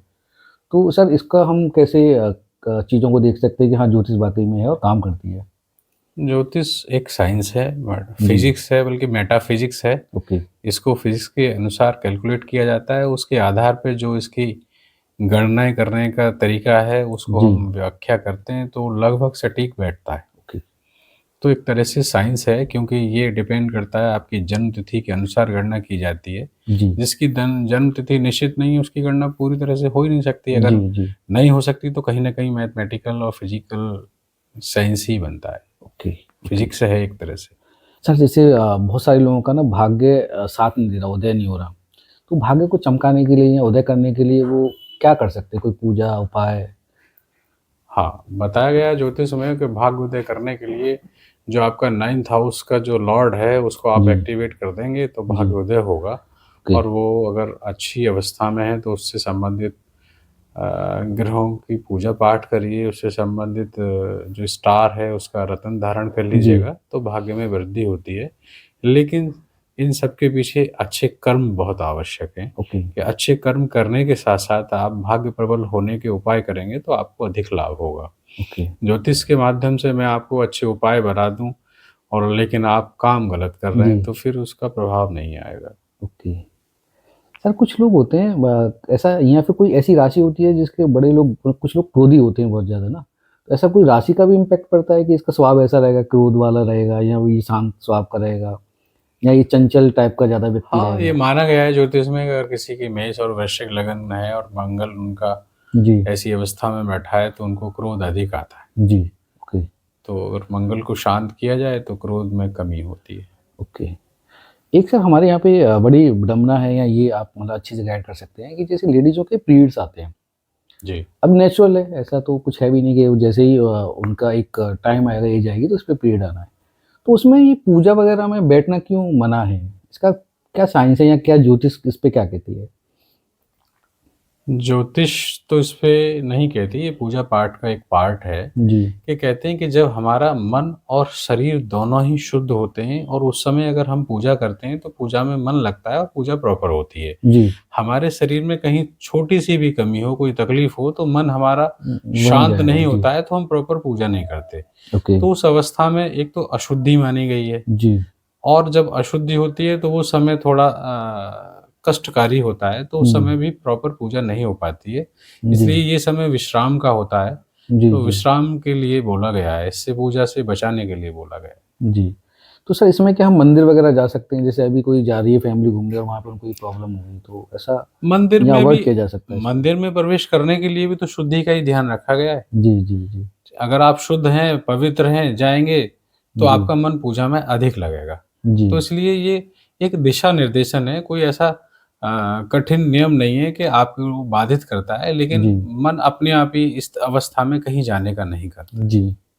कुछ लोगों के घर में मैंने देखा है कि उनको किचन से भी दूर कर देते हैं कि आपको किचन में भी नहीं रहना वो है। परंपरा इसीलिए है कि जी, ये जब भी ऐसी स्थिति होती है तो स्वास्थ्य और मन दोनों अशांत होते हैं। कई जी, बार ऐसी चीज़ है कि उसमें बैक्टीरिया डेवलप हो रहा है और आप खाना बना रहे हैं, वो जी। बैक्टीरिया अगर खाने में जाता है तो पूरे परिवार के लोगों का परिवार को स्वास्थ्य खराब जी, होगा। इससे स्वास्थ्य खराब अच्छा है कि होगा। प्रिकॉशन लेते हुए उसको एक डिस्टेंस मेंटेन की जाए। ओके, उतना टाइम अवॉइड किया जाए जी, और ये जी। प्रिकॉशंस एक तरीके से देखा प्रिकॉशन जाए से तो। स्वास्थ्य ठीक रखने के लिए ओके, परिवारी लोग ठीक रहते हैं इससे। जी। और कहीं न कहीं देखा जाए तो उसको भी जो जिसको प्रॉब्लम हो रही है उनको रिलैक्स मिल रहा है। उसको अदरवाइज़ रिलैक्स उनको काम कराएँगे तो हाँ, हाँ। परेशान तो बिल्कुल, है ही है, वो बिल्कुल। और निश्चित परेशान तौर पे होंगे। जब वो कोई व्यक्ति बीमार है तो काम कैसे करेगा? बिल्कुल, एक तरह से बिल्कुल। उसको स्वास्थ्य लाभ लेने के लिए जी। इंतज़ार करना चाहिए, रेस्ट करना चाहिए। तो कहीं न कहीं हमारे समाज में अच्छी व्यवस्था है देखा जाए तो। क्योंकि बहुत व्यव सारी जगह है ही नहीं ये वाली व्यवस्था। व्यवस्था तो ये जो व्यक्ति इससे पीड़ित है उसको जी, आराम देने के लिए है और जी। उसको स्वस्थ रखने के लिए है। जी, जी, जी।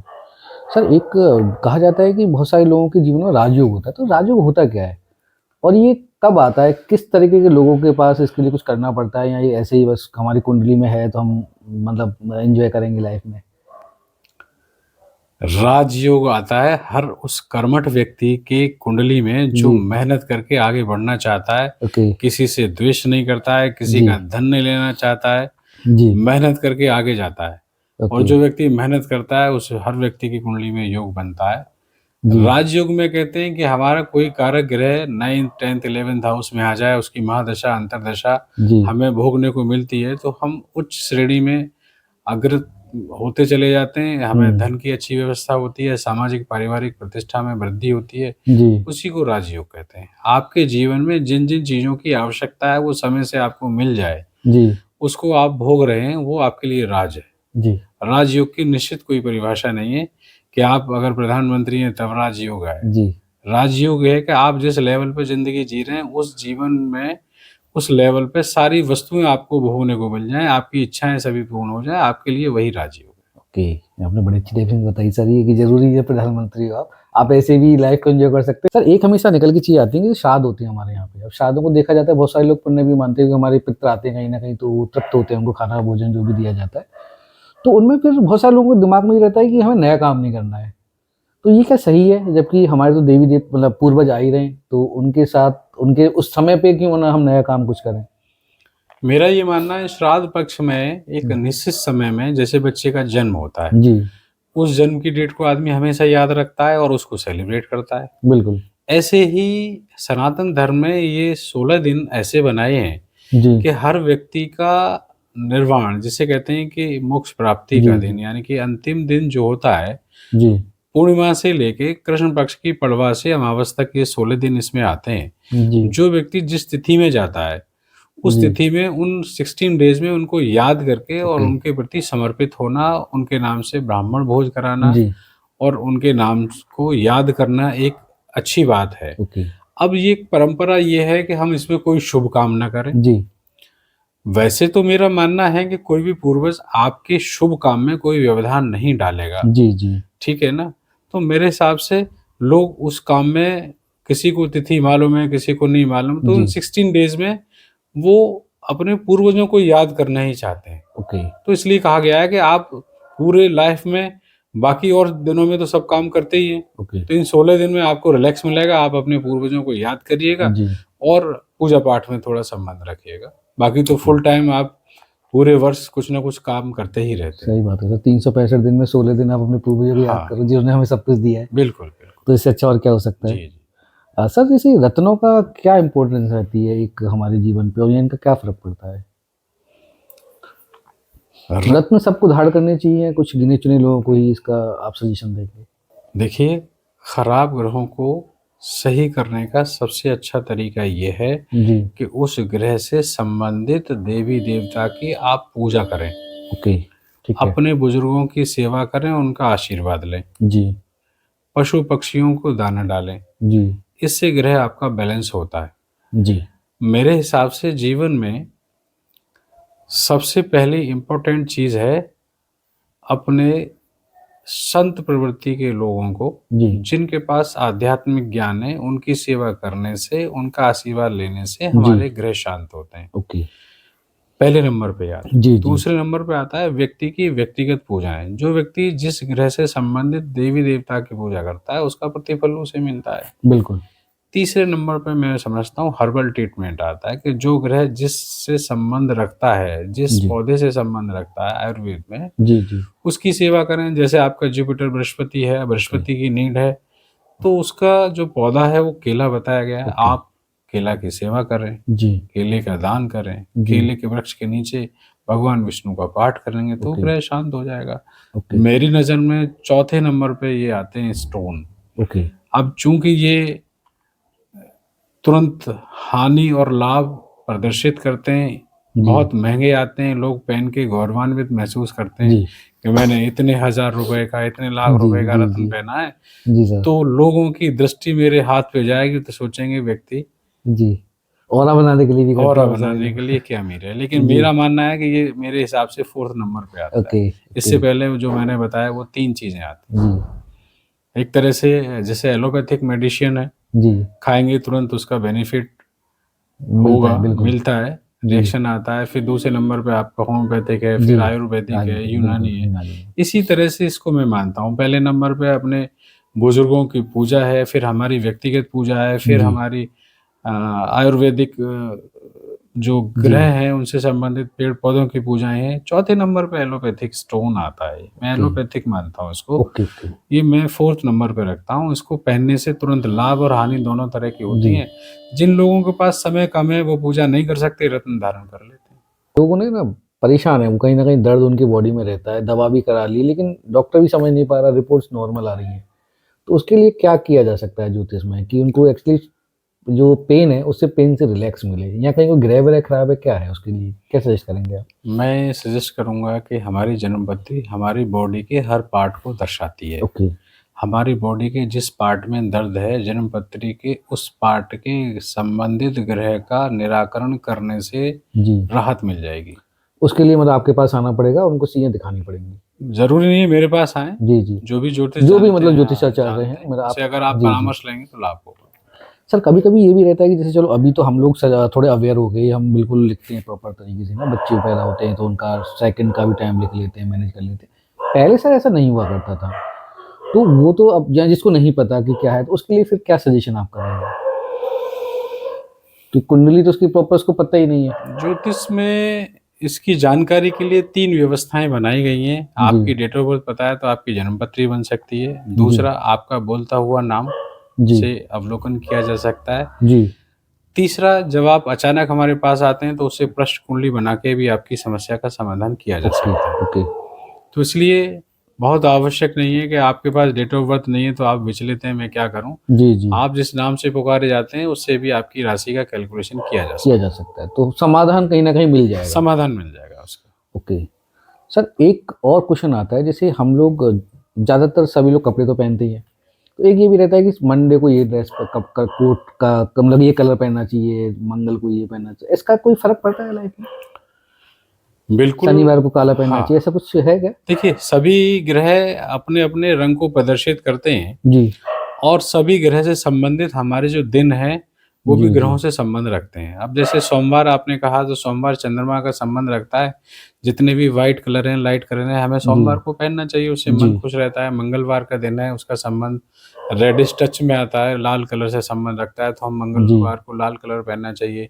हम्म बुध का दिन बुधवार को बुध ग्रह से संबंध रखता है तो हमें हरे रंग के कपड़े पहनने चाहिए। जी बृहस्पति का दिन है, भगवान विष्णु से संबंध रखता है, पीले वस्त्र धारण करने चाहिए। ओके शुक्रवार का दिन है तो माता से संबंध रखता है, शुक्र से भी, तो लाइट कलर के सारे कलर हैं, पिंक कलर है, इस तरह के शुक्रवार को धारण करिए। जी शनिवार का दिन है, शनि से संबंध रखता है तो ब्लू कलर के कपड़े आप पहन सकते हैं, ओके ब्लैक कलर के पहन सकते ओके हैं। रविवार का दिन है, सूर्य का दिन है, सूर्य का संबंध रहे तो उनका जो मैरून कलर है उससे आप संबंध रखते हैं तो उस तरह के जी कपड़े पहनने चाहिए। तो जो ग्रह जिससे संबंध रखता है उस ग्रह से संबंधित कलर को आप अगर यूज करते हैं तो उसका इफेक्ट आता है। ओके। लेकिन अगर कुंडली में कोई खराब ग्रह है और उससे संबंधित आपने उस कलर के कपड़े पहन जी, लिए तो जी। आपको प्रभाव वो गलत मिलेगा, इम्पैक्ट रॉन्ग गलत हो रॉन्ग हो गलत जाएगा, हो जाएगा। अपोजिट हो जाएगा। हाँ, इसलिए ओके। आपको ये ध्यान रखना है जी। कि आप जो ग्रह कारक ग्रह है जो अच्छा हुँ। है, उच्च का है, मूल त्रिकोण का है, सम राशि का है, जी। स्वराशि का है, उस ग्रह को ही इस्तेमाल करना चाहिए, उस ग्रह के रंग का इस्तेमाल करना चाहिए, जी। ना कि सभी। सर इतनी सारी कैलकुलेशन है, आम आदमी कैसे आम पहनेंगे? आदमी तो हम जैसे लोग सेवा करने के लिए बैठे हैं, आप उसका लाभ उठाइए। बिल्कुल सर, बिल्कुल। कहीं न कहीं है कि कहीं न एक सही ज्योतिष आचार्य से मिलना ज़रूरी है आपके लिए, वही प्रॉपर आपको गाइड कर सकते हैं। बिल्कुल, जिन्होंने डेप्थ में स्टडी की है जी। वो चीज़ें वो बता देंगे, वो तो बिल्कुल सभी। सर, बिल्कुल, बिल्कुल। सर एक और जैसे रहता है चीज़ों को जो कोई बहुत सारे लोग ना प्रॉपर्टी खरीद लेते हैं। अब प्रॉपर्टी पे कोई केस चल रहा है, कब्ज़ा कर लिया किसी ने, अब बेचारा कोर्ट कचहरी के चक्कर लगाते-लगाते परेशान है या और भी कोई मैटर हो सकता है, किसी में कोर्ट कचहरी, वो बिल्कुल बस सज्जन बंदा है, उसके साथ वो जेन्युइन है लेकिन उसकी चीज़ें साथ गलत हो रही हैं। तो उसके लिए कुछ है कि इससे झगड़े झंझट से बचा जाए, ऐसा कुछ उपाय ज्योतिष में? देखिए, सबसे पहली चीज़ तो जो प्रॉपर्टी वो ले रहे हैं उसको पहले जाँच-पड़ताल करके ही लें। जी, जी। लेकिन अचानक से अगर इस तरह की परेशानी कोई होती कब्ज़ा है कर लेता है जैसे हाँ, कभी-कभी हो जाता है। जी। तो इस तरह की परेशानियाँ हैं तो हुँ, पहले तो हुँ। इसमें हमारे संविधान के जो कानून हैं उसका जी, सहारा लें, लेकिन जी। ज्योतिष में कहते हैं कि विषम परिस्थितियाँ इस तरह की आ रही हैं तो जो कुंडली में ग्रह दशा चाल चल रही है उसमें कोई पाप ग्रह राहु, केतु, शनि की दशा है जी, और मंगल से संबंधित रिलेशन खराब हो रहे हैं, चूँकि भूमि का मालिक मंगल है, तो अगर जी। वो उसका मंगल खराब है, नीच का है, शत्रु राशि का है, तो उसको ऐसे विवाद फेस करने को मिलते हैं। ओके। तो इस तरह की अगर आपकी जन्म पत्री में कोई दोष है, तो उस दोष के निराकरण के लिए आपको पहले सुझाव लेना चाहिए, उसके ओके। बाद इस तरह की भूमि परचेज़ करनी चाहिए। अन्यथा आपको ये सुझाव दिया जा सकता है कि ये ज़मीन आप अपने नाम से ना लेके अपने परिवार के फलाँ व्यक्ति जी, के जी। नाम से लेंगे, तो आप इस तरह के विवाद से बच जाएँगे। ओके। कहीं न कहीं प्रॉपर्टी खरीदने से पहले आपको एक बार दिखाना चाहिए हाँ, किसी न किसी पहले अगर सुझाव जी, लेते हैं तो अधिक लाभ है, बाद जी, में ज्योतिष आचार्य के पास कोई जी, सुझाव जी। नहीं। बिल्कुल, वो फिर वो परेशानी आप होते रहो। हाँ, फिर आप संविधान जी। का कानून का सहारा लीजिए। सर एक नॉर्मल क्वेश्चन रहता है, एकादशी को चावल नहीं खाने चाहिए। अभी जैसे एक शादी हुई थी तो मैंने तो चावल की प्लेट भर ली अब पता ही नहीं था एकादशी है। अब वाइफ ने वो रखवाई दी। अच्छा मैंने उससे पूछा भाई प्रॉब्लम क्या है ये तो बता, क्यों ना खाऊँ? तो क्यों का जवाब नहीं था। अब वाइफ की बात तो माननी पड़ती है, प्लेट तो रख दी। तो सर इसका जवाब क्या है? मैं वाइफ को भी बोल पाऊँगा ना मैं आज ये सीख के आया हूँ। एकादशी का सबसे पहला महत्व तो ये था कि एकादशी को व्रत रखना चाहिए। जी, व्रत रखने से हमारा मन शांत रहता है जी, और शरीर स्वस्थ रहता है। जी बिल्कुल। इसलिए अ, चावल को हमारे पूजा में सम्मिलित किया जाता है। जी, तो चावल को कहते हैं कि एकादशी भगवान विष्णु के नाम के लिए रखी जाती है और ओके। एकादशी में चावल विष्णु को अर्पित नहीं अर्पित किए करते, जाते हैं। अन्य दिन अर्पित करते हैं। ओके, तो जो भगवान को प्रिय वस्तु है, उस दिन उनका व्रत रखा जा रहा है, तो उस जी। वस्तु को हमें अवॉइड करना खाना चाहिए, भी नहीं चाहिए, ओके। नहीं खाना जी, चाहिए। लेकिन इसके पीछे साइंस का भी कोई ना कोई लॉजिक है। जी, जहाँ तक मैंने सुना है और पढ़ा है, वो ये है कि चावल की जो प्रकृति है, वो हमारे शरीर की पानी में वृद्धि करती है जी। और जब शरीर के पानी में वृद्धि होती है, तो मन चंचल होता है। हुँ, तो जो शुद्धिकरण के नियम हैं, जो पवित्रता के नियम हैं, उसमें कहीं न कहीं मन में कोई विकृति पैदा होती है, तो जी, हमारा व्रत खंडित हो सकता है। ओके। इसलिए चावल खाने से मना किया गया है। बचा जाए, ये एक लॉजिक है उसके पीछे। लॉजिक। इसमें सर काले चने का भी रहता है जैसे कि उसको सॉरी बैंगन भी नहीं खाना चाहिए एकादशी को, वो वो संडे को काले चने नहीं हाँ, खानी चाहिए। वो उसमें बैंगन के जो बीज में प्रॉब्लम है, उसीलिए है। ओके, दोनों के रिलेशन इसीलिए। तो रविवार को सर चने का भी है क्या कुछ काले चने नहीं खाने चाहिए? रविवार को कहा गया है कि रविवार चने जो हैं वो शनि का प्रतीक माना गया है ओके, और रविवार जो है सूर्य का है। सूर्य और शनि में वैचारिक मतभेद रहा है। जी, तो जी। कहते हैं कि अगर रविवार को चने खाएँगे तो आपको जीवन भर चने चबाने पड़ेंगे, मेहनत अच्छा, करनी पड़ेगी। तो ओके, इसलिए ग्रह को शांत करने का एक तरीका बताया जी, गया है कि आप अवॉइड करिए। जैसे ओके, मैंने आपको बताया कि किसी जी, जगह कंट्रोवर्सी है तो उससे आप बचिए। ओके।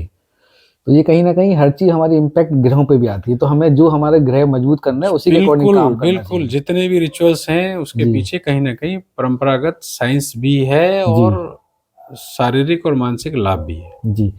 सर एक और क्वेश्चन आता है जैसे घर में बच्चे का जन्म हुआ, तो क्या बोलते हैं वो सूतक लग गए और तेरह भी हुई किसी की कोई डेथ हो गई और तो 13वें दिन तक हम यहाँ सूतक में ही पूजा नहीं करते और 13वें 13 दिन तक भी पूजा नहीं करते। इसके पीछे क्या लॉजिक है? जबकि अगर कोई हमारा बड़ा बूढ़ा खत्म हुआ है तो उस समय तो हमें मंत्र जाप की ज़्यादा ज़रूरत है, पूजा पाठ की ज़्यादा ज़रूरत होनी चाहिए। मैं आपको बताऊं कि जब भी सूतक और पातक होते हैं तो घर जी। में अशुद्धि मानी जाती है। ओके।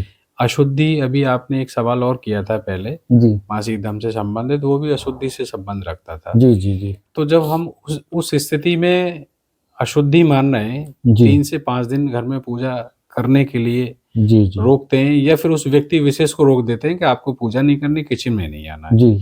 तो ये जब डिलीवरी होती है तो उस समय भी ये बताया जाता है कि एक तरह से घर में अशुद्धि हो गई। ओके। तो जहाँ अशुद्धि होती है वहाँ पवित्रता नहीं मानी जाती या पवित्रता कम होती है तो पूजा में मन नहीं लगता। ओके। वो और कार्यों में मन लगने लगता है, पारिवारिक जी। जो भी बच्चा हुआ है तो उसकी देख-रेख में मन लगता है। जी, जी, तो जी। वो 2 सप्ताह का समय ऐसा होता है कि बच्चे की केयर बहुत करनी चाहिए, इसलिए उसको 100% अवॉइड करने के लिए कहा ओके। गया है कि अगर आप उस बीच में पूजा-पाठ की तरफ नहीं झुकेंगे तो जी। बच्चे की परवरिश ठीक कर पाएँगे।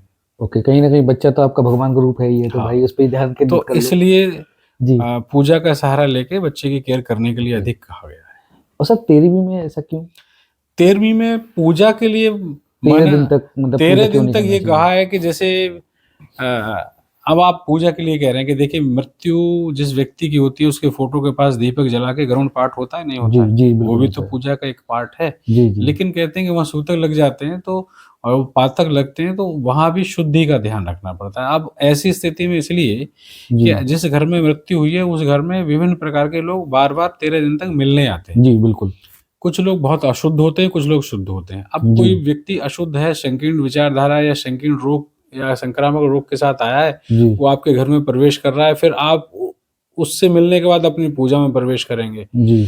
तो 13 दिन तक अगर आप विभिन्न लोगों से मिलेंगे और पूजा में नहीं जाएँगे, तो रोज़ आप स्वच्छता का ध्यान रख रहे हैं। जी। और उसी बीच मिलने के बाद बीच में अगर आप पूजा घर में जा रहे हैं, तो वो संक्रामक रोग आपकी पूजा ओके। तक चला गया, बाद में फिर वो आपको भी लगेगा, पूरे परिवार को लगेगा। ओके। तो इसलिए जब विभिन्न प्रकार के लोगों से मिलना हो तो जी। ऐसी स्थिति में अंदर व्यक्ति को जाना नहीं चाहिए, ओके। इसलिए पूजा से रोका जाता है। ओके। अन्यथा की स्थिति में गरुड़ पाठ भी पूजा का एक हिस्सा है, एक हिस्सा है। जो ओके। दीपक भी जलता है और पाठ भी होता है और ब्रह्म गुरु करते हैं। बिल्कुल सर, ये तो आपने बिल्कुल सर मतलब लोगों को बहुत सारे मतलब मुझे भी नहीं पता था, इस आइडिया आपने दिया तो थैंक यू सर, आपने नॉलेज बढ़ाई। सर अपने हिंदू धर्म में 13 नंबर को अवॉइड क्यों किया जाता है? अशुभ क्यों माना जाता है इसको? देखिए, 13 नंबर को जो बोलते हैं उसलिए कह देते हैं कि 1 और 3 मिलके 4 होता है और जी। 4 का जो अंक होता है वो राहु का होता है और राहु को अच्छा ग्रह नहीं माना गया है, ओके। पाप और क्रूर ग्रह में काउंट होता है। जी। इसलिए सोचता है आदमी कि 13 नंबर आएगा तो कहीं न कहीं राहु एक्टिवेट हो जाएगा तो जी। कहीं ग्रहण ना लग जाए। ओके। तो इसलिए उससे बचने की कोशिश करते हैं। Okay, okay, okay. तो सर ये न्यूमरोलॉजी है क्या? ये बड़ा चलन है इसका और ये कैसे हमारे लाइफ में इम्पैक्ट डालती है? न्यूमरोलॉजी भी एक मैथमेटिकल साइंस है। जी। ये हमारे जन्म के तारीख से लेके जी।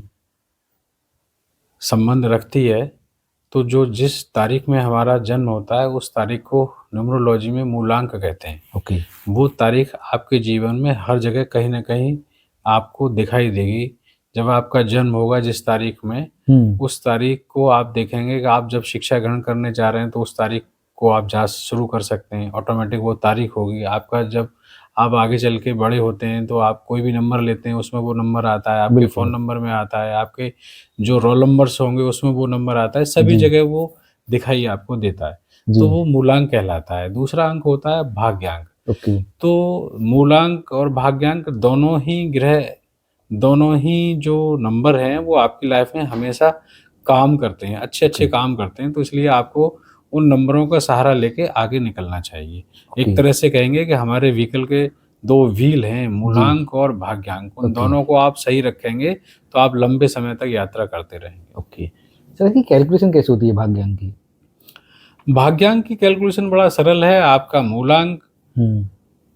मतलब आप जो जिस डेट में आप पैदा हुए हैं वो और जी। जिस जिस महीने में जी। और जिस वर्ष में हुए इन सबको प्लस कर लो, सिंगल डिजिट में कर लो, वो भाग्यांक हो जाता है। ओके। आजकल सर एक बड़ा चलन है जैसे क्या होता है नामों में स्पेलिंग थोड़ा-सा चेंज कर लेते हैं। मतलब जैसे मेरी दीपक है, डी-डबल-ई-पी-ए-के लिखता हूँ। अब उनको सफलता नहीं मिल रही, उन्होंने क्या कर लिया डी-आई कर लिया। तो इसका फ़र्क पड़ता है क्या सर? न्यूमरोलॉजी में 2 प्रणाली हैं, पाइथागोरस जी। एक प्रणाली है जी, तो जी। उसके आधार पे वो नंबर दिए गए हैं अल्फ़ाबेट को। ओके।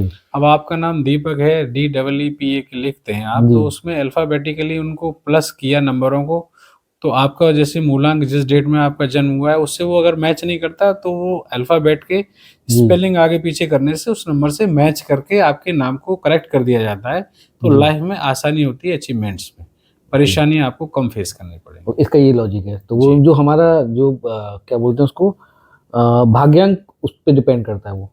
जी, आपका उससे हमारा मूलांक, जी, भाग्यांक पे आपका नंबर जो भी आ रहा है, उससे अगर आपकी स्पेलिंग मैच करती हैं, जी, वो हमारे लकी हो जाता है तो कहीं न कहीं। आपके लिए लकी हो जाएगा, आप जी, प्रोग्रेस करते रहेंगे। ओके। सर एक चीज़ और होती है जैसे मैंने कई लोगों को देखा है, बहुत सारे लोग मानते नहीं हैं देवी-देवताओं को या फिर हमारे धर्म को भी में हैं लेकिन वो फिर भी धर्म को नहीं मानते हैं। अब उनके साथ परेशानियाँ होनी स्टार्ट हो जाती हैं। तो फिर कुछ लोग कहते हैं उनसे कि यार तुम्हारे ना देवी-देवता तुमसे नाराज़ हैं। तो उनको कैसे प्रसन्न किया जा सकता है या फिर इसका कैसे जाना जा सकता है कि देवी-देवता नाराज़ हैं, हमारे पितृ नाराज़ हैं, पूर्वज नाराज़ हैं? आपको अगर हर कार्य में असफलता मिल रही है, जी, आप अपने पार्ट पे ठीक हैं, जी, आप मेहनत कर रहे हैं, फिर भी असफल हो रहे हैं, तो कहते हैं कि आपके अपने बुज़ुर्गों का आशीर्वाद आपके साथ नहीं है। जी, अब वो बुज़ुर्ग जो जिनका जीवन समाप्त हो गया है, जो चले गए हैं, जिसको हम पूर्वज कहते हैं, जी, अगर आप उनको याद करते हैं, उनको याद करने के बाद, क्योंकि आपके शरीर में जो ब्लड दौड़ रहा है, वो आपके फ़ादर का है, वो बिल्कुल। फ़ादर में उनके फ़ादर का था। जी, तो जी, इस जी। तरह से जो वंशावली चली आ रही है, जो आपके फ़ादर, फ़ोर-फ़ादर हैं, जी, आप उनका स्मरण करिए, उनको धन्यवाद दीजिए कि आपकी वजह से मेरे पिताजी का, मेरा वंश वृद्धि हुई और हम ये काम कर रहे हैं। जी, तो इस तरह से फिर वो कहते हैं कि उनका आशीर्वाद जब साथ रहता है, तो सारे काम हमारे होते हैं, फिर कोई ओके। नाराज़ नहीं होता है। जी, ठीक है ना? अब आपके परिवार में माना अम्मा-बाबा, मम्मी-पापा, आप भाई-बहन हो।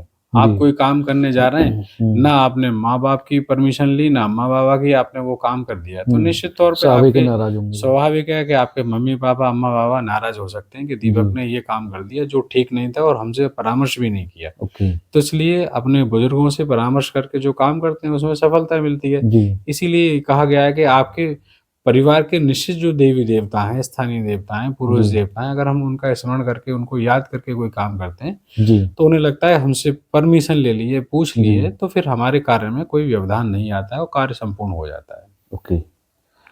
सर एक और क्वेश्चन रहता है, जैसे बहुत सारे लोगों के मेरे भी है या बहुत सारे लोगों का जो देखा जाता है कि पैसा लोगों के पास में है, लेकिन फिर भी कर्ज़े में है। तो इससे कोई मुक्ति का उपाय है क्या? कर्ज़ से कैसे मुक्ति पाई जाए? कर्ज के पीछे मैं 2 बातें मुख्य मानता हूँ। एक, आपका मैनेजमेंट खराब है, ओके। तो निश्चित तौर पे कर्ज होगा। जी, आपकी आमदनी ₹100 की, आप खर्च कर रहे हैं 110, तो कर्जे की स्थिति बनती है। आप उसको ठीक जी, करिएगा। आप अपने खर्चों को ₹100 की बजाय आप जी, उसे ₹70-80 तक लाइए, ओके। ₹20 बचाइए। जी, दूसरा, गृह दशा, चाल और वास्तु में कहा गया है कि कोई खराब ग्रह की चाल है, तो उसमें भी आप मेहनत से जी, जो कमा रहे हैं, वो थोड़ा कम पड़ रहा है। मतलब जितनी मेहनत कर रहे हैं, उतना आपको लाभ नहीं हो रहा है। जी, तीसरा, जी, कहा गया है वास्तु के हिसाब से कि आपका नॉर्थ ईस्ट पीड़ित है जी, या ईस्ट साउथ ईस्ट आपका खराब है, उस दिशा में ऐसी स्थितियाँ हैं, तो निश्चित तौर पे आप पे कर्जा हो सकता है। तो आप अपने घर का वास्तु भी चेक कराइए, ओके। तो उस स्थिति में आपके द्वारा किए हुए मेहनत का फल आपको पूरा मिलेगा। अन्यथा की स्थिति में मेहनत पूरी कर रहे हैं, लेकिन जी, रिज़ल्ट नहीं मिल रहा है, तो जी, फिर परेशानी आती है। ओके। सर अगर घर में कोई नेगेटिव एनर्जी है, तो उसके लिए कोई उपाय है, उसको दूर किया जा सके? एक सरल सा उपाय? मैंने अभी आपको बताया, जब पॉज़िटिव एनर्जी होती है तो नेगेटिव, और नेगेटिव जी, एनर्जी को भगाने के लिए पॉज़िटिव बढ़ा दो। पॉज़िटिव में घर जी, का पूजा-पाठ बढ़ाओ, हनुमान चालीसा करो, हनुमान जी, अष्टक करो, ओके, बजरंग बाण का पाठ करो, ओके, सुंदरकांड का पाठ करिए आप। जी, हनुमान जी की जितनी देवी-देवता जिनमें आप विश्वास करते हैं, उनकी पूजा-पाठ करिए, तो जी, पॉज़िटिव एनर्जी आ जाएगी। ओके। कुछ लोग सिर्फ़ नमक का उपाय बताते हैं कि आप नमक कहीं घर में कोने में ऐसे मतलब वो हाँ, तो करता है काम? वो होता है ना, वही नेगेटिविटी को ख़त्म करने के लिए जी, होता है। शनिवार के दिन जो आपके घर में झाड़ू-पोंछा होता है, पोंछे जी, में 1 मुट्ठी नमक डाल के उसका पोंछा लगवाइए, घर की नेगेटिव एनर्जी कंट्रोल हो जाएगी। ओके। सर जैसे शनिवार को बहुत सारे लोग तेल का दिया जलाते हैं, उसके पीछे क्या-क्या लॉजिक है? क्या शनि देवता को प्रसन्न रखने के लिए है वो? देखिए, मैं आपको बताऊँ, जो दीपक जलता है, जी, दीपक जलाने के पीछे उस एरिया की जितनी भी नेगेटिविटी है, जहाँ-जहाँ जी, तक रोशनी जाती है, जी, जी, उस रोशनी से उस एरिया की नेगेटिव एनर्जी को ख़त्म किया जाता है। वो ओके, ऑटोमेटिक ख़त्म हो जाती है। जी, जी, इसलिए हमारे सनातन धर्म में जी, सुबह-शाम दीपक जलाने की जी, चल परंपरा रहा है। जी है। जी बिल्कुल। तो उस परंपरा के अनुसार सूर्यास्त के समय जब गोधूली का टाइम होता है, उस समय जी हम घर में दीपक प्रज्वलित करते हैं, तो उस दीपक की रोशनी से वहाँ की नेगेटिव एनर्जी खत्म हो जाती है। जी तो इसलिए शाम के समय दीपक जलाना उत्तम कहा गया है। हालाँकि मैं ये मानता हूँ कि अगर हम देवी-देवता का दीपक जला रहे हैं घर में, वो ज़्यादा जी सफिशिएंट है। ओके। लेकिन अब कुछ लोगों को देख रहा हूँ कि शनिवार के टाइम में आप सरसों के तेल का दीपक शनि के बाहर गेट पर रख देते हैं, गेट जो पे रख मेरी देते समझ हैं। से जी, बाहर है। कुछ सर पीपल के मंदिर उस पे मंदिर पे नीचे भी रख रखना तो देते हैं। समझ में आता है कि शनि का उपाय कर रहे हैं, आप जी शनि को अपने गेट पे बुला रहे हैं दीपक जला के। ओके। घर पे दीपक जलाना मेरे लिए ठीक नहीं है ये। नहीं, मैं इसका ओके विरोध करता हूँ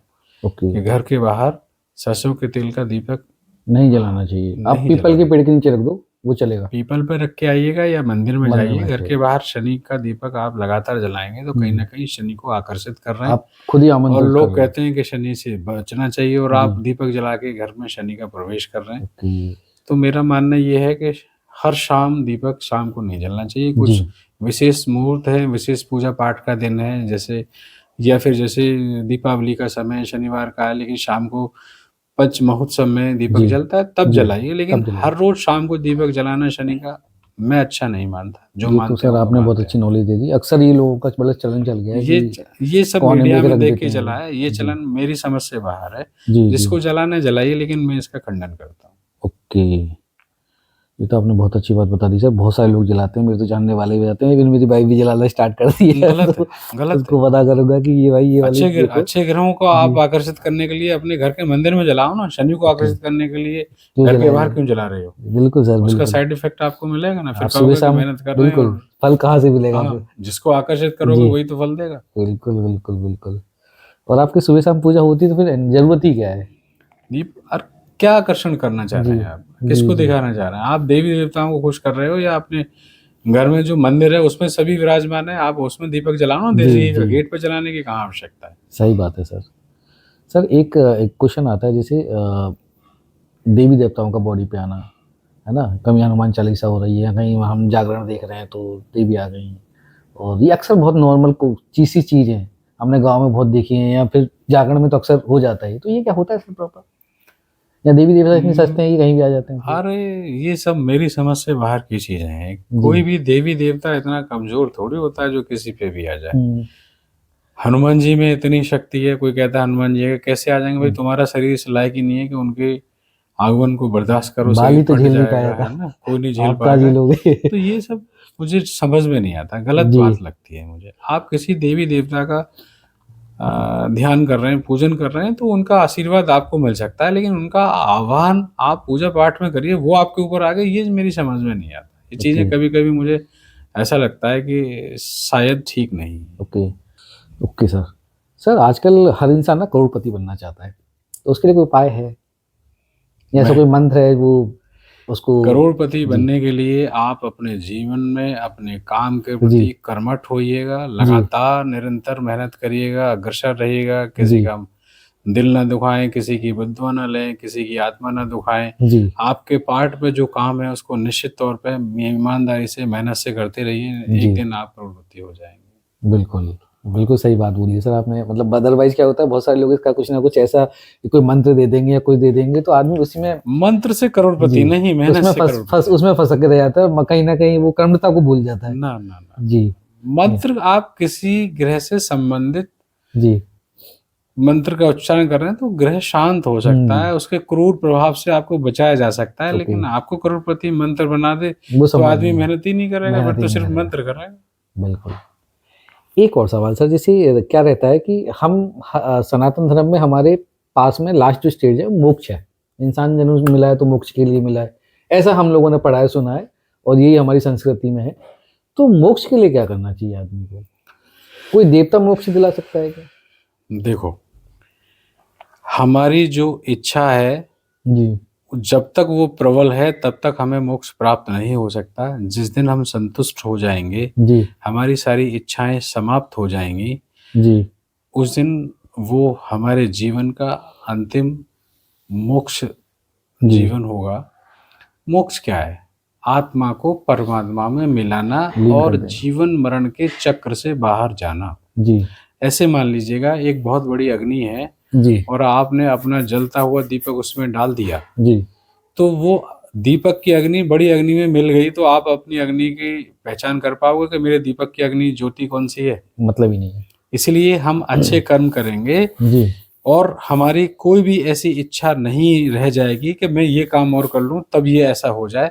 जब हम संतुष्ट होके जाते हैं, सारे जी कार्य संपूर्ण करके जाते हैं, तब हमारे शरीर की आत्मा परमात्मा में मिलती है और इसी चक्कर को मोक्ष कहते हैं। ओके अन्यथा की स्थिति ये है कि हमारे जीवन में हम कुछ ना कुछ ऐसा सोचते हैं, संतुष्टि नहीं होती कि मुझे ये और मिल जाता, मेरी इतनी संतान हो जाती, जी मुझे बंगला मिल जाता, ये गाड़ी और मिल जाती, मेरा उससे विवाह हो जाता, उससे मेरे संबंध होते।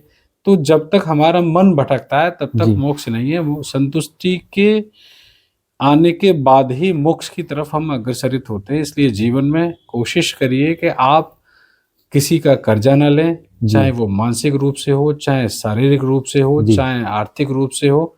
हम सभी कर्जों से निवृत्त हो जाएँ, हमारी जो इच्छाएँ हैं वो हमारी कोई भी इच्छा प्रबल ना रहे, सारी जी संतुष्टि हमारे अंदर हो, सारी इच्छाएँ हमारी पूर्ण हो चुकी हों। मैं ये नहीं ओके कह रहा मर चुकी हों, पूर्ण जी हो पूर्ण हो चुकी चुकी हों। है। जब हम पूरी तरह से संतुष्ट होंगे तो वो हमारा मोक्ष का समय है। ओके उसके लिए आयु की भी आवश्यकता नहीं है। जिस अवस्था में आप संतुष्ट हो गए, वहीं से मोक्ष शुरू हो गया है।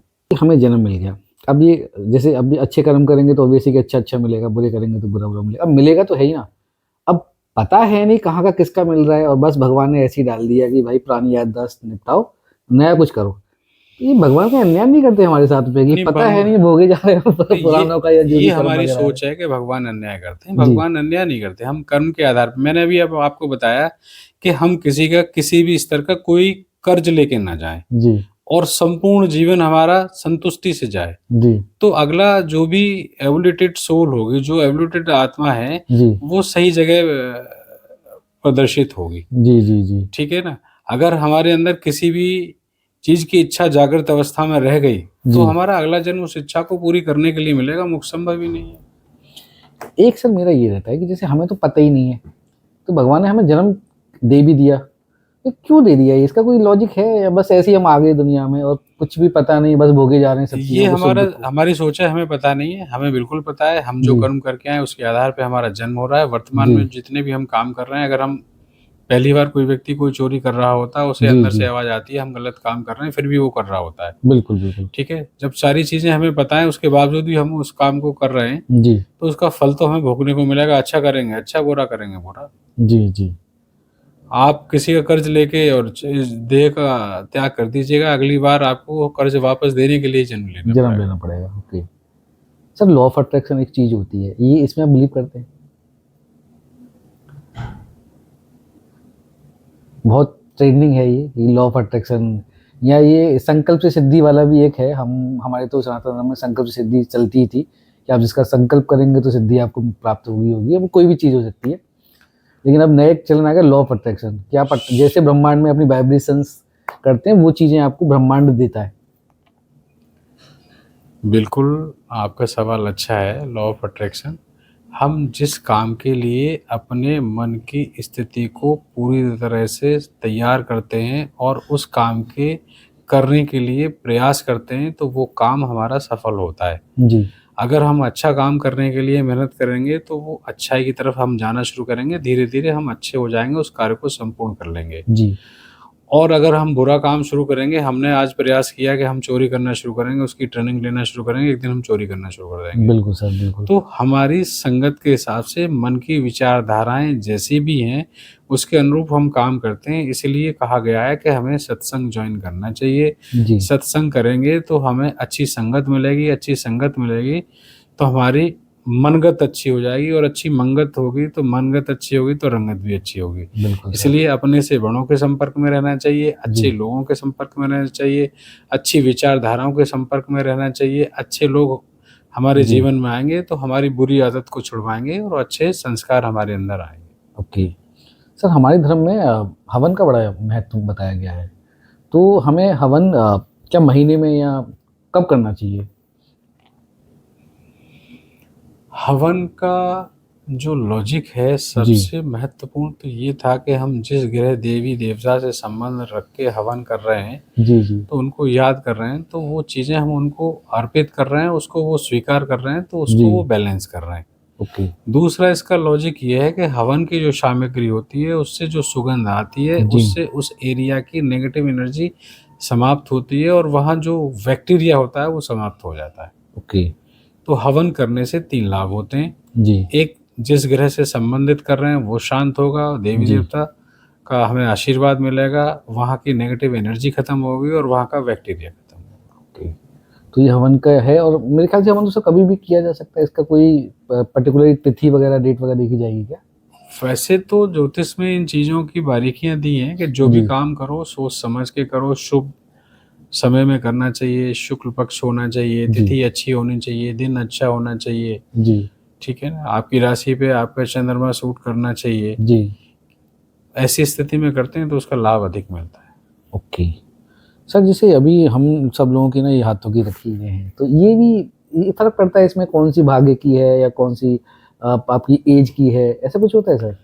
रेखाएं बोलती हैं कुछ? सब बोलती हैं, सब जी, रेखाओं का एक मीनिंग होता है। अगर इनका मतलब नहीं होता तो सबके हाथों में एक भी रेखा नहीं होती और ये जी, प्लेन होता। जी, यहाँ होती तो एक जैसी होती। होती तो एक जैसी होती हैं, जी, इसलिए ये कह सकते हैं कि रेखा जो है जी, सबकी अलग-अलग होती हैं और हमारे भाग्य के कर्म के अनुसार ही वो उसमें प्रदर्शन होता है जी, और जो हम आने वाले टाइम में जैसे-जैसे कर्म करेंगे वैसे-वैसे उसमें बदलाव आता चला जाता है। ओके, कुछ मुख्य रेखाएँ होती हैं जो एक बाय बर्थ हमें मिलती हैं, कुछ सब रेखाएँ ऐसी होती हैं जी, जो हमारे कर्म के अनुसार हाथ में बनती हैं और बिगड़ती हैं। ओके।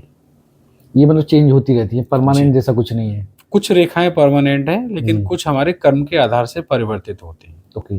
सर जैसे अकाल मृत्यु का हमेशा एक कुछ रहता है, डर भी रहता है लोगों को कि कहीं अकाल मृत्यु ना हो जाए, तो उससे बचने का कोई उपाय या कोई मंत्र? मैंने बताया ना, अपने बड़ों के आशीर्वाद से अगर हम जी, उनसे पूछ के और अपने घर के देवी देवताओं जी, का पूजा करके, अपने पूर्वज कुल देवी देवताओं की पूजा करके चलते हैं, तो हमारे जी, साथ अनहोनी नहीं होती, कोई दुर्घटना नहीं होती है। जी, जी, और हम अगर पूजा पाठ नहीं करते हैं, खराब ग्रहों का हमारे ऊपर इफ़ेक्ट है, जी। हमारी आदतें खराब हैं, हम ड्रिंक करके बीच रोड पे फ़ास्ट ड्राइव करेंगे, तो निश्चित तौर पे अकाल ऑब्वियस है कि मृत्यु फिर को आप मौत आमंत्रित को कर रहे निरंतर हैं, दे ही रहे हैं। दे ही रहे हैं। सर जैसे मार्कंडेय थे तो उन्होंने शिव महादेव की पूजा की थी तो अकाल मृत्यु से बचा गया था। तो ऐसा कोई मंत्र है हमारे यहाँ महामृत्युंजय मंत्र, शायद वो जब ही आई थिंक क्रिएट हुआ था, उत्पन्न हुआ था। इसके पीछे आपको और ज़्यादा अच्छा पता होगा, मुझे तो इतना ही पता है। मार्कंडेय के बारे में मैंने जो सुना और पढ़ा है कि मर्कंड उनके पिता थे, तो जी, वो भगवान विष्णु की पूजा और शंकर जी की पूजा करते थे। जी, तो उनकी संतान नहीं थी, तो उन्होंने कहा कि प्रभु समाज में बड़ी बदनामी है, दिन-रात आपकी पूजा करते हैं, फिर भी हुँ, हमारे संतान संतान नहीं नहीं है। हो तो रही है, उन्होंने जी। कहा कि भई तुम्हारे जीवन में संतान सुख नहीं है। ओके, लेकिन बोले हम तो इतनी पूजा करते हैं, तो जी, आप अपनी पूजा के प्रभाव से जी, और अपने बल से मुझे संतान दे सकते हो। तब उन्होंने कहा कि जी, संतान तो मैं दे सकता हूँ, या तो आपको अल्प आयु की संतान जी, पूर्ण बुद्धिमान मिल सकती है या बेबुद्धि संतान आपको दीर्घायु मिल सकती है। ओके। तो मृकंड की पत्नी ने कहा कि मुझे जो है बुद्धिमान पुत्र चाहिए, विद्वान चाहे चाहिए था, हाँ, विद्वान पुत्र चाहिए, चाहे अल्पायु चाहे। आयु क्यों ना उसकी कम जी, हो। जी, तो मार्कंडेय जी का जन्म हुआ। मार्कंडेय जी को बचपन से बताया गया कि बेटा तुम्हारी उम्र इतनी है जी, और इस अवस्था के बाद तुम्हारी आयु पूर्ण हो जाएगी, तो जी, आप अपने जीवन में अच्छा काम करिए। तो मार्कंडेय जी ने अच्छे गुरु से शिक्षा दीक्षा ली और भगवान जी, शंकर जी की पूजा पाठ की उन्होंने और इस मंत्र की रचना की, जी, शोध किया जी, और इस मंत्र का जाप करते हुए जब उनके 14 वर्ष की अंतिम दिन चल रहा था, तो शिवलिंग को पकड़कर उस मंत्र का जाप कर रहे थे। जी, तभी वहाँ पे काल आया और उनको खींचने लगा, तो जी, शंकर जी नाराज़ हुए। उन्होंने कहा कि जो भक्त मेरी प्रार्थना कर रहा है, मुझे पकड़ के पूजा कर रहा है, तो तुम्हारी हिम्मत कैसे हुई इसे हुँ, ले जाने की? ओके, मैं इसको आजीवन पूजा करने का वरदान देता हूँ, दीर्घायु का वरदान देता हूँ। जी, तभी से महामृत्युंजय मंत्र प्रचलन में है और कहते हैं कि अकाल मृत्यु से बचने के लिए, जी, दीर्घायु के लिए, अच्छे स्वास्थ्य के लिए महामृत्युंजय मंत्र का जाप करना चाहिए। जी, उससे हमें लाभ मिलता है और ऐसा लिखा है तो निश्चित तौर पे लाभ मिलता है, हम सबको करना चाहिए। जी। क्या सर घर में शिवलिंग की हम स्थापना कर सकते हैं या सिर्फ़ मंदिर में ही शिवलिंग की स्थापना होनी चाहिए? स्थापना शब्द से तो ये है कि स्थापना जितने भी देवी देवताओं की होती है वो सब मंदिर में ही होती है। ओके। लेकिन घर में आप अपने मंदिर में शिवलिंग रख सकते हैं एक छोटे आकार का, जिनका ओके। आप नित्य पूजा कर सकते हैं, लेकिन स्थापना नहीं कर सकते। जी। स्थापना करने के बाद नित्य समय में नित्य पूजा आपको रेगुलर करनी चाहिए। ओके। उससे आपके प्रभु का आशीर्वाद मिलता है। स्थापना करने के बाद अगर आप पूजा पाठ नहीं करते तो उसका भी गलत प्रभाव रहता है। इसलिए घर में जो देवी देवता होते हैं उनकी एक तरह से स्थापना नहीं होती, पूजा होती है। जी। तो उस पूजा में आप कभी समय निकाल के ज़्यादा पूजा कर रहे हैं, कभी कम कर रहे हैं, जी। कभी किसी टाइम, कभी किसी टाइम, तो उससे आपको दोष नहीं लगता है। लेकिन अगर किसी जी। देवी देवता के ग्रह की और किसी विग्रह की आपने स्थापना की है तो जी। निरंतर उनके नियम के अनुसार ही फिर पूजा करनी चाहिए। ओके।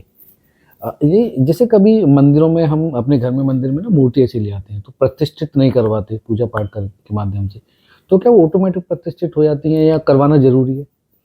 पूजा का सबसे पहला सिद्धांत तो भाव से है। आप जी। जिस देवी देवता की पूजा कर रहे हैं, आपके अंदर भाव है तो वही श्रद्धा है, जी। तो वही प्रतिष्ठा है। जी। अगर आप नहीं जानते हैं, भाव से पूजा कर रहे हैं, तो वो आपकी प्रतिष्ठा ही मानी जाएगी। अन्यथा की स्थिति में तो फिर वेद के अनुसार आप ब्राह्मणों को बुला के प्रॉपर कराएँगे, जी। तो वो प्राण प्रतिष्ठा होती है। ओके। मैंने आदि शंकराचार्य हैं, मुझे याद नहीं आ रहा एग्जैक्ट कौन से पीठाधीश थे वो, उनका मैंने सुना था 21 दिन बाद ऑटोमेटिक प्रतिष्ठित हो जाती है मूर्ति अगर आपने मैंने नहीं बताया भेजी ना, है। अगर जी। आप जी। अपने परिवार में घर से श्रद्धा भाव से कर रहे हैं, जी। निरंतर जी। पूजा कर रहे हैं, तो फिर वहाँ वो पे चीजें हो जाती हैं ऑटोमेटिक। मान्य होती हैं। ओके। लेकिन अगर किसी मंदिर में है, तो वहाँ पे फिर प्रॉपर वहाँ तो प्राण फिर प्रतिष्ठा करा के प्राण ही प्रतिष्ठा करानी ही पड़ेगी। करानी।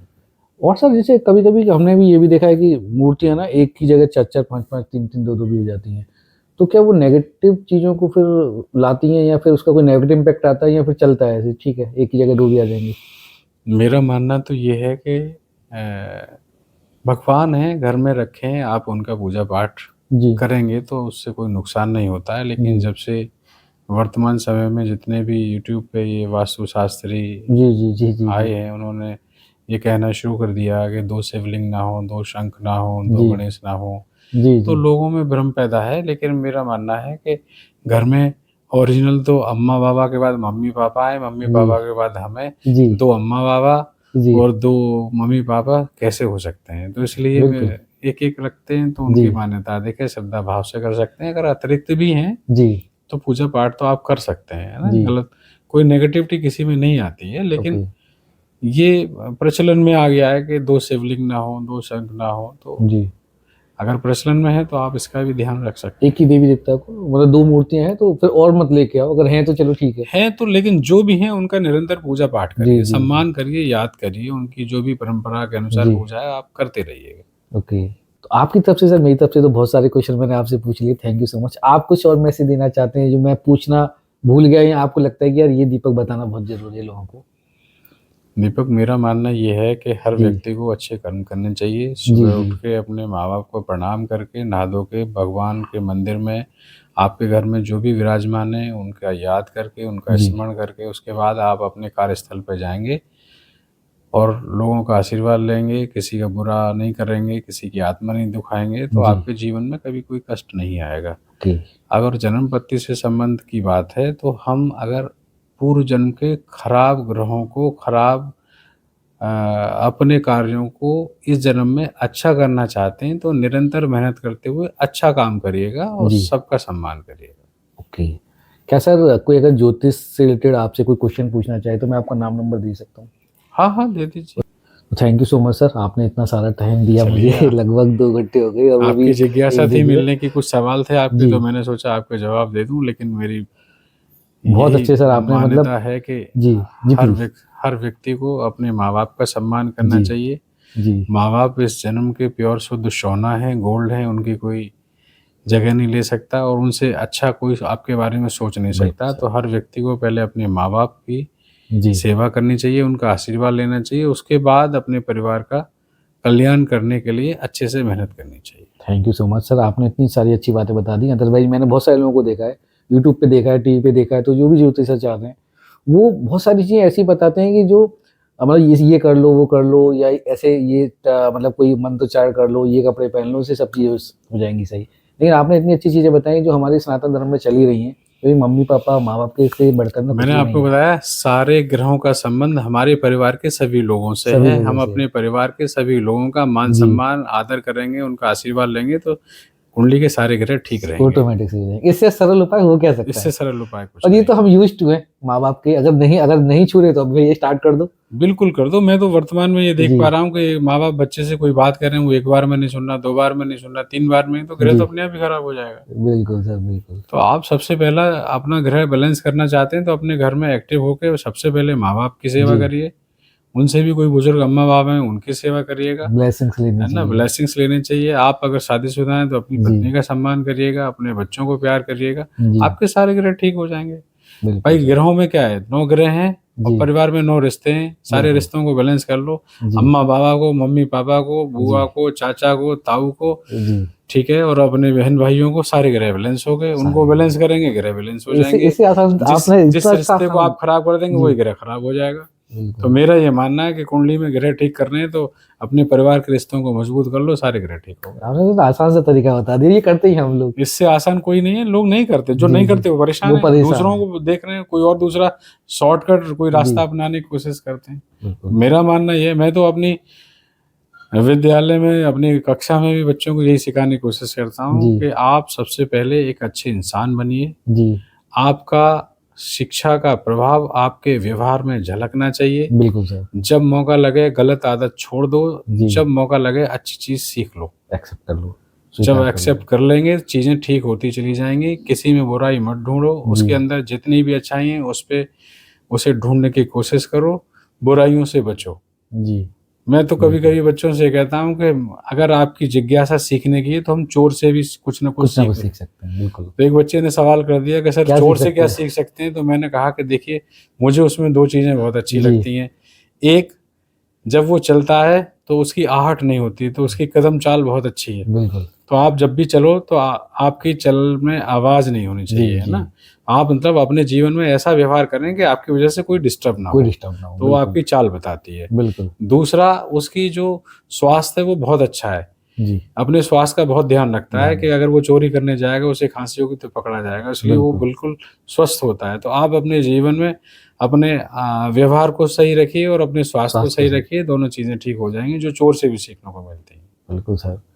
जी, बिल्कुल आपने बिल्कुल बात सही कही। और हमारा धर्म तो कहीं न कहीं सनातन इतना अच्छा है कि देखो हम ना लोगों के पैर छूते हैं, बड़ों के। तो बिल्कुल कहीं न कहीं मनमुटाव उनके है भी कहीं, तो जैसे हम झुकेंगे तो वो आशीर्वाद देंगे तो उनका मनमुटाव भी खत्म हो जाएगा बिल्कुल ऑटोमेटिकली। बिल्कुल बिल्कुल। तो वाक़ई सर हमारा धर्म ऐसा है कि वो सभी ग्रहों को ऑटोमेटिक शांत कर सकता है अगर हम हम उसका पालन अपने करें तो। व्यवहार से अपने परिवार, रिश्तेदार, अपने आसपास के लोगों को बैलेंस करते रहेंगे, हमारे ग्रह बैलेंस हो जाएंगे। बिल्कुल। Thank you so much sir, आपने इतना आसान सा तरीका बताया। थैंक नमस्कार यू जी, सर, धन्यवाद सर। चलिए।